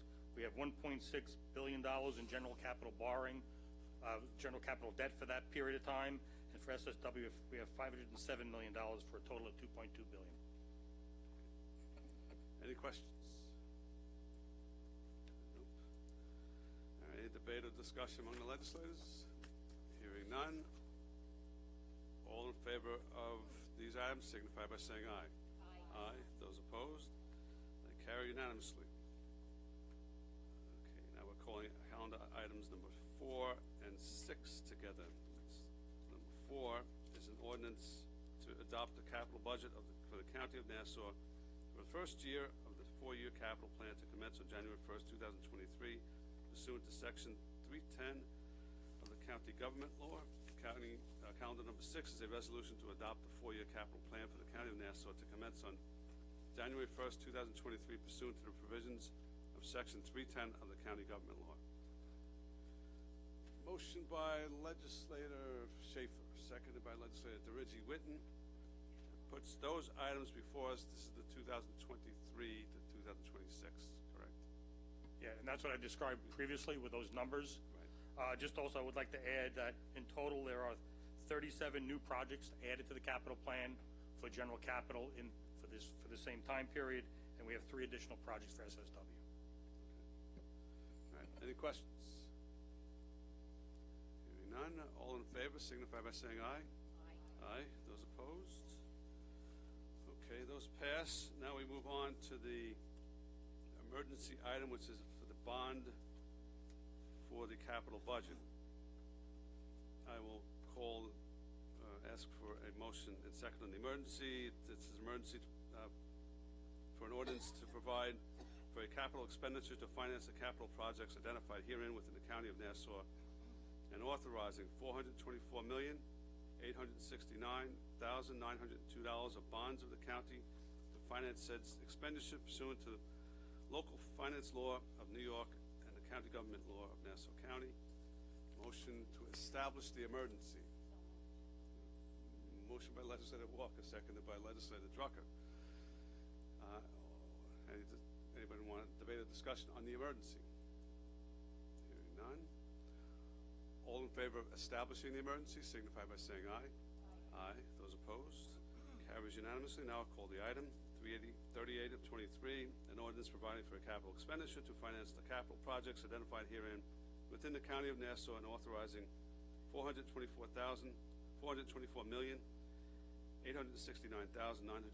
of bonds of the county to finance said expenditure. Moved by Deputy Presiding Officer Coppell, seconded by Legislator Minority Leader Abrahams. So tell us about the bond. So as stated, this is the bond ordinance to implement the capital plan for 2023. All contracts anticipated to become that require encumbrance this year is included in this bond ordinance. I want to thank both sides of working together and going through this in great detail. The details of this is $365 of general capital and $60 million of SSW. Sewer, stormwater, correct? Yes. Any questions for Ken on the bond? No? Hearing none. All in favor signify by saying aye. Aye. Those opposed? Carries unanimously. Now we need a motion to adjourn the November 21st meeting. Moved by Legislator Walker, seconded by Legislator Ferretti. All in favor of adjourning signify by saying aye. Aye. Those opposed? Carries unanimously. We now have Rules Committee.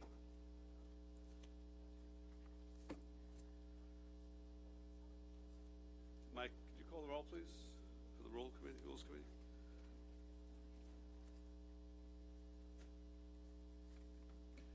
Thank you, Presiding Officer. Legislator Sheila Bino. Legislator Delia DeRigi Whitten.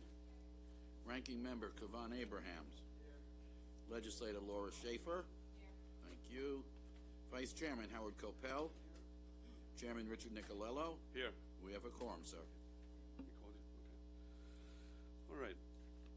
We have contracts to consider first, and then we will be considering the collective bargaining agreement with the Nassau County PBA. I will call all the contracts at once. B2, 2023, a resolution authorizing the county executive to award and execute a contract between the county and WHM Plumbing and Heating. E2, E3, E4, E5, and E10. These are resolutions authorizing the county executive to execute personal services agreements or amendments to personal services agreements between the county and National Development Council, Abrams Fensterman, Berkman Hennick, Wilson Elser, and Montfort Healy.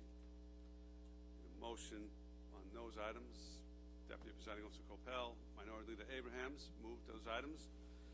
I also am going to take a motion to untable E-129 and E-1 of 2023, which are resolutions authorizing the county executive to execute personal services agreements between the county and Wildlife in Need and Gannett Fleming. Motion by Deputy Presiding Officer Copel, seconded by Legislator Giuffre. That's a motion to untable. All in favor of untabling those items signify by saying aye. Aye. Those opposed, those items are untabled. The first contract that we're going to consider. Presiding Officer, John Giuffre is also counted in for the record. Okay. Thank you. I wasn't sure if he called you before. Yeah, okay. Parks, first contract, E-129. It's with Wildlife in Need of Rescue and Rehabilitation.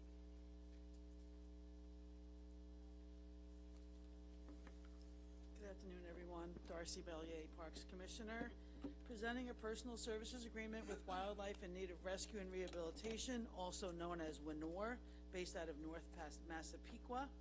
This agreement was originally intended to begin on November 8, 2022 for a period of 1 year, unless terminated sooner, with 2 one-year renewal options. And the purpose of this contract is to provide the county with a stopgap measure to assist county staff at Tacopasha Museum and Preserve by providing specialized care and oversight to maintain daily operations for the variety of animals housed there. The need for this contract arose after we encountered some serious personnel issues at Tacopasha with 2 staff members. WINOR has the expertise needed to provide specialized animal care as required by the county's state and federal permits to house and care for animals. These permits will be renewing in the spring, and with WINOR under contract, we will have the certifications to meet the renewal requirements and pass inspections while we seek to replace the staff. The maximum cost to the county will not exceed $27,000 per year, funded by the Hotel Motel Grant Tax Program, $81K total. And I just want to reiterate that this will not be replacing the work of all of the employees. We still have employees on staff. It's just to supplement that staff in short term. Okay. Any questions for Darcy?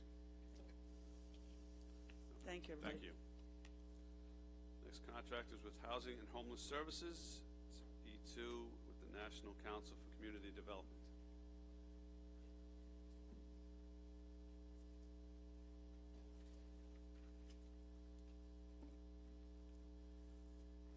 Good afternoon. Kevin Crean, Nassau County Office of Community Development.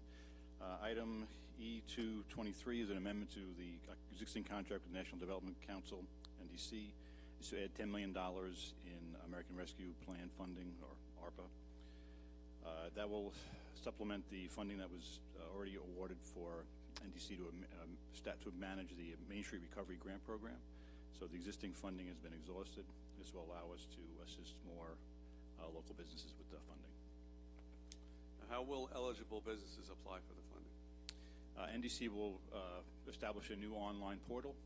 It's very similar to the portal they had. It's just they're going to have a new link to the same, pretty much same applications we used in the past. Okay. How are we going to get the notice out to the various businesses in our county? Well, assuming approval today, we'll reach out to the press office tomorrow, and we will arrange a announcement.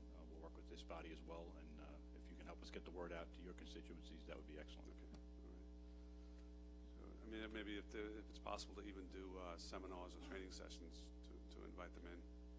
We can definitely do that. We know we worked with the Boost Nassau Center in the past to do that, so we can probably reinvigorate that as well. It's a good idea. And is the maximum amount $10,000 per applicant in this round as well? Yes, it is. And if you received a grant in the past, can you apply for a new grant? No. That is something that we can change in the future, but right now, NDC still believes there's a large number of businesses out there who would not able to take advantage of it. So to allow businesses that benefited in the past to receive a second grant before we've reached everyone else, we didn't think that was appropriate. If it turns out that not enough applications are coming in for the businesses that did not receive a grant in the past, is it possible to change so that you can open it up to the businesses that have? Yes, that's not there's no ARPA restriction on the amount of funding. The cap was really much set because of the limited funding we had, so we can make some modifications to that if we see the demand has changed. Okay, all right. Any other questions? Let's say to Reggie Whitten. Yes. He actually asked my question. It's weird. We've been working together a while. But I think honestly, like even maybe closer as we get to the next year, which is the date that at some point we're going to have everything allocated, maybe we would want to think about raising the 10,000 to a more substantial amount. And again, I think a number of businesses would benefit from a second round as well. I don't disagree. It's just a matter of the available funds. So maybe what we could do is determine at some point that the demand has dried up, and instead of doing a second round, and so open discussion, we could just issue additional funds to those applicants who have already participated. We could just divide the funding up among them. That would be great, right? So. No? Right, well, as long as, yeah, I mean, I just don't want to. The second round of funding went very quickly. I think I looked, and all the funding was awarded within about 6-7 months of the announcement. So we'll see how. I think now at this point we'll be assisting businesses who either were not aware of the funding. If to some point it might be a little more. I expect that this round will be a little slower to get out, just because of the businesses that we're assisting now, or those businesses that may not have taken advantage or that aren't aware. So maybe there'll be more outreach. So we'll assess as we go forward as to what the demand is. It might be worth, I know we have some money budgeted for PR or whatever for various reasons. Maybe we can do like a News 12 commercial or something. I just really think there's so many. I was at a major park today, and they had no idea that as being a 501c3 that they were eligible for grants. So I think it was Hall, and I think that the message just isn't. It's just not resonating as much as we're trying. It's just, I think maybe using some of our funding. I don't know if we could even use some of this funding to promote it, but I think we have to do something like News 12 or some kind of local news. I believe outreach, or at least promotion, is within the NDC contract as well, so we can look into that and discuss that with them. Sure. Thank you. Anyone else? Legislator Bino. Hi, Kevin. Good afternoon. So I'm definitely happy that we're going out and looking for the ones that didn't apply the first time, but I do think that there are some that applied the first time that are really still desperately in need, and if they can illustrate that they have a need, I think we should be helping them further along. So, listen, I know you're putting the $10 million out now. I'm hoping that we're going to enlist the help of folks that can get into the nooks and crannies of communities and be able to identify those entities that did not apply before. But I do know that there's a lot of businesses that are still suffering that did get our help the first time. So if we can do a sidetrack maybe at some point, maybe in 2 months, do a look back, and if we're not seeing that we're finding that many people, maybe we can split off $5 million for the existing folks and have them demonstrate that they still have a need. I don't think we just give them money for the sake of giving them money. Right. No, that's all things that are in the discussion phase. Thank you. Thank you. Any other questions? Okay, thank you, Kevin. Thank you. And I will, just as a add-on, we have our public hearing for our regular round of HUD funding this Wednesday night. So I know we sent you all invitations if you want to have a staff member attend. I know we talked about mental health needs in an earlier session. Those are generally public services that are eligible for block grant funding on an all basis. So please share that information as you can. Thank you. Next contracts with Public Works. We have B2 with WHM and E1 with Gannett Fleming. Good afternoon, Ken Arnold. B2 is a construction contract to rehabilitate 2 pump stations in the city of Glen Cove. Outdated equipment will be replaced, and a force main for one of the stations will be SIP-lined. 4 bids were received. WHM had the lowest responsible bid, which was lower than our engineer's estimate. WHM's team includes a WBE getting 20% of the work. Okay. Any questions? No, just right along. Okay. So E123 is a professional services agreement to do construction management services associated with the Bay Park Skater project. 6 firms submitted, 4 firms were considered superior, and those cost proposals were reviewed. The 2 firms had costs that exceeded department estimates. The remaining two, DeBruyne and Gannett Fleming, were evaluated, and Gannett Fleming was determined to be the best value. They're providing 2% WMBE services on this contract. Any questions for Ken? Nope, thank you. And the last contracts are with the County Attorney's Office. Starting with E3, Abrams Fensterman.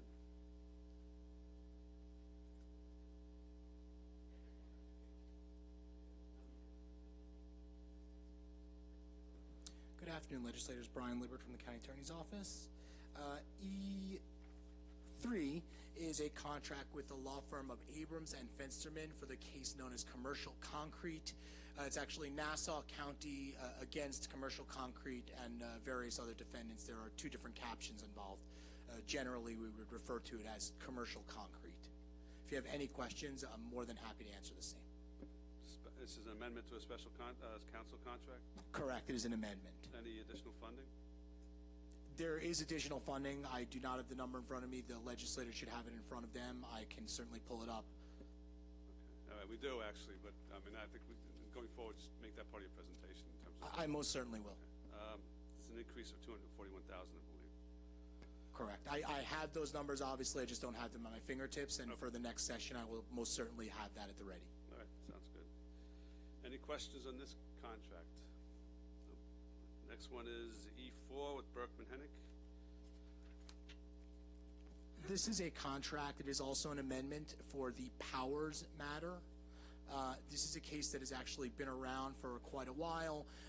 There was what I'll refer to loosely as sort of a hold in the litigation status due to a complex appellate issue. That complex appellate issue having now been resolved, the litigation is moving forward. So that's what the amendment is for. Okay. Any questions on this contract or amendment? Nope. E5, Wilson Elser.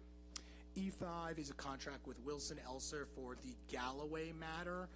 The county was previously represented by a different firm, and that firm was found to have been conflicted out by the court. So this procurement was done on an emergency basis and relative to that finding of conflict. Okay. Any questions on this one? Nope. And your last one with Montfort Healy, E10. This is a contract for the Sanchez and, Thurmond and Cullum matter, not Sanchez, Thurmond and Cullum matter. The legislature considered earlier a settlement in this matter. This was being handled internally within the county attorney's office, and the woman who's handling it, who is a very skilled attorney, unfortunately left, therefore leaving us the need to hire outside counsel on this matter. Okay. Did it go with her? I'm sorry? Did it go with that attorney or to another firm? To another firm completely. I wouldn't speak about personnel, but she went to work for another government agency, so she couldn't take it along. Okay, all right. Good. Any questions on this one? All right. Thank you, Brian. Thank you. Have a great day. You too. So any further debate or discussion by the legislators? Any public comment on the contracts? Hearing none, all in favor signify by saying aye. Aye. Those opposed? Carries unanimously. We need a motion to suspend the rules by Legislator Schaefer, seconded by Legislator Giuffre. All in favor of suspending the rules signify by saying aye. Aye. Those opposed? Carries unanimously. We have one item, which is 37 of 23 on the addendum. A resolution approving a successor collective bargaining agreement via memorandum of understanding between the county and the Nassau County Police Benevolent Association. Motion by Deputy Presiding Officer Coppell, seconded by Minority Leader Abrahams. All right, so here we go. Good afternoon, Andy Persick, Office of Management and Budget. I'm here to just tee up the item for the amendment to the successor agreement for the PBA. In short, it was a long, hard battle, I would say, to get where we need to be, but I think for our men and women who wear the uniform, we should be proud and happy that we've come to an agreement. Both sides were not great, completely happy, but I think we reached an amendable term that both is fiscally responsible and I think keeps the membership very happy. I'm going to give some highlights of the agreement, and if you have any specific questions, I don't know how you want to handle this because I'm waiting for OLBR. We're working with them, so I'll field some of the questions, and if you want to table it until the next ledge meeting, we can do that. So in a nutshell, the contract terms are from 1/1/18 through 6/30/2026. The general wage increases are 1% for years 2018, 2019, 2021. In 2022 and 2023, they jump up to 2.5%, and in 2024 and 25, they go to 3%. There is a stipend for a 6-year officer of $6,480, and an additional stipend for a senior officer with 15 years of service. To fund some of those things, we changed the new hire chart for steps. In addition, there'll be health care contributions for the Blue Cross Blue Shield, and the NYSHA plan for the pre-2014 stays at the current rate at which is at. The health care contributions are 2% of base earnings in 21, 2.25 in 22, and then in perpetuity at 2.25% in 2023. We are also establishing a non-contributory health plan, which is a high deductible. It's already in place, I should say. There will be a health care buyout, which is similar to the other agreements. Each member will be required to have 4 additional appearances. Sick days for incumbents will be reduced from 26 to 24, and termination will be capped at 2 times earnings for any new employees. We've settled several grievances with this matter, which will be both operationally and financially beneficial to the police department, and the agreement in totality fits within the pattern with the other unions, which is with the DAI and the SOA members. So, again, it was a long battle, I will say, but not in a bad way. It was very constructive negotiations, but we got to a point where after, I don't know, since 2018, we now have an agreement in place for the PBA. So I'm here to field any questions that you may have. Does it fit within the budget for 2023 as well as the 4-year plan? I apologize for that. That's one of my bullets that I missed.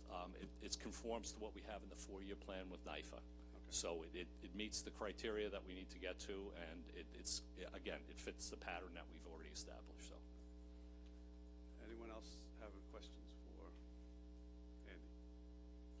No? Yeah.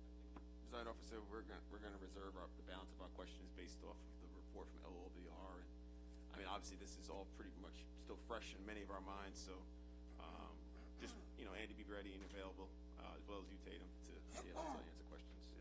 I mean, in part, this is teeing it up for that's what I figured. Full legislature in 2 weeks. Yep. Maurice is in the back of the room. Why don't you come on up, Maurice?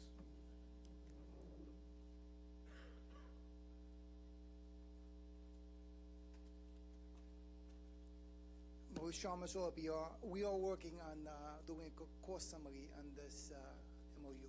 So we should have it by the 6th, or we'll have it early, by the middle of next week, a few days earlier. Okay, so we'll have it enough time so we can digest it and develop whatever questions. Absolutely. All right. Thanks. Thank you. All right. Just one question for you. There's no stipend in here for body cameras, correct? That was a separate MOA that was done prior to this agreement back when I think it was in 2020 or 2021. So. Okay. Any other questions? No. Do you have any questions for the Deputy County Executive? Well, good. All right. Thank you. Thank you. Any further debate or discussion? Any public comment? All in favor signify by saying aye.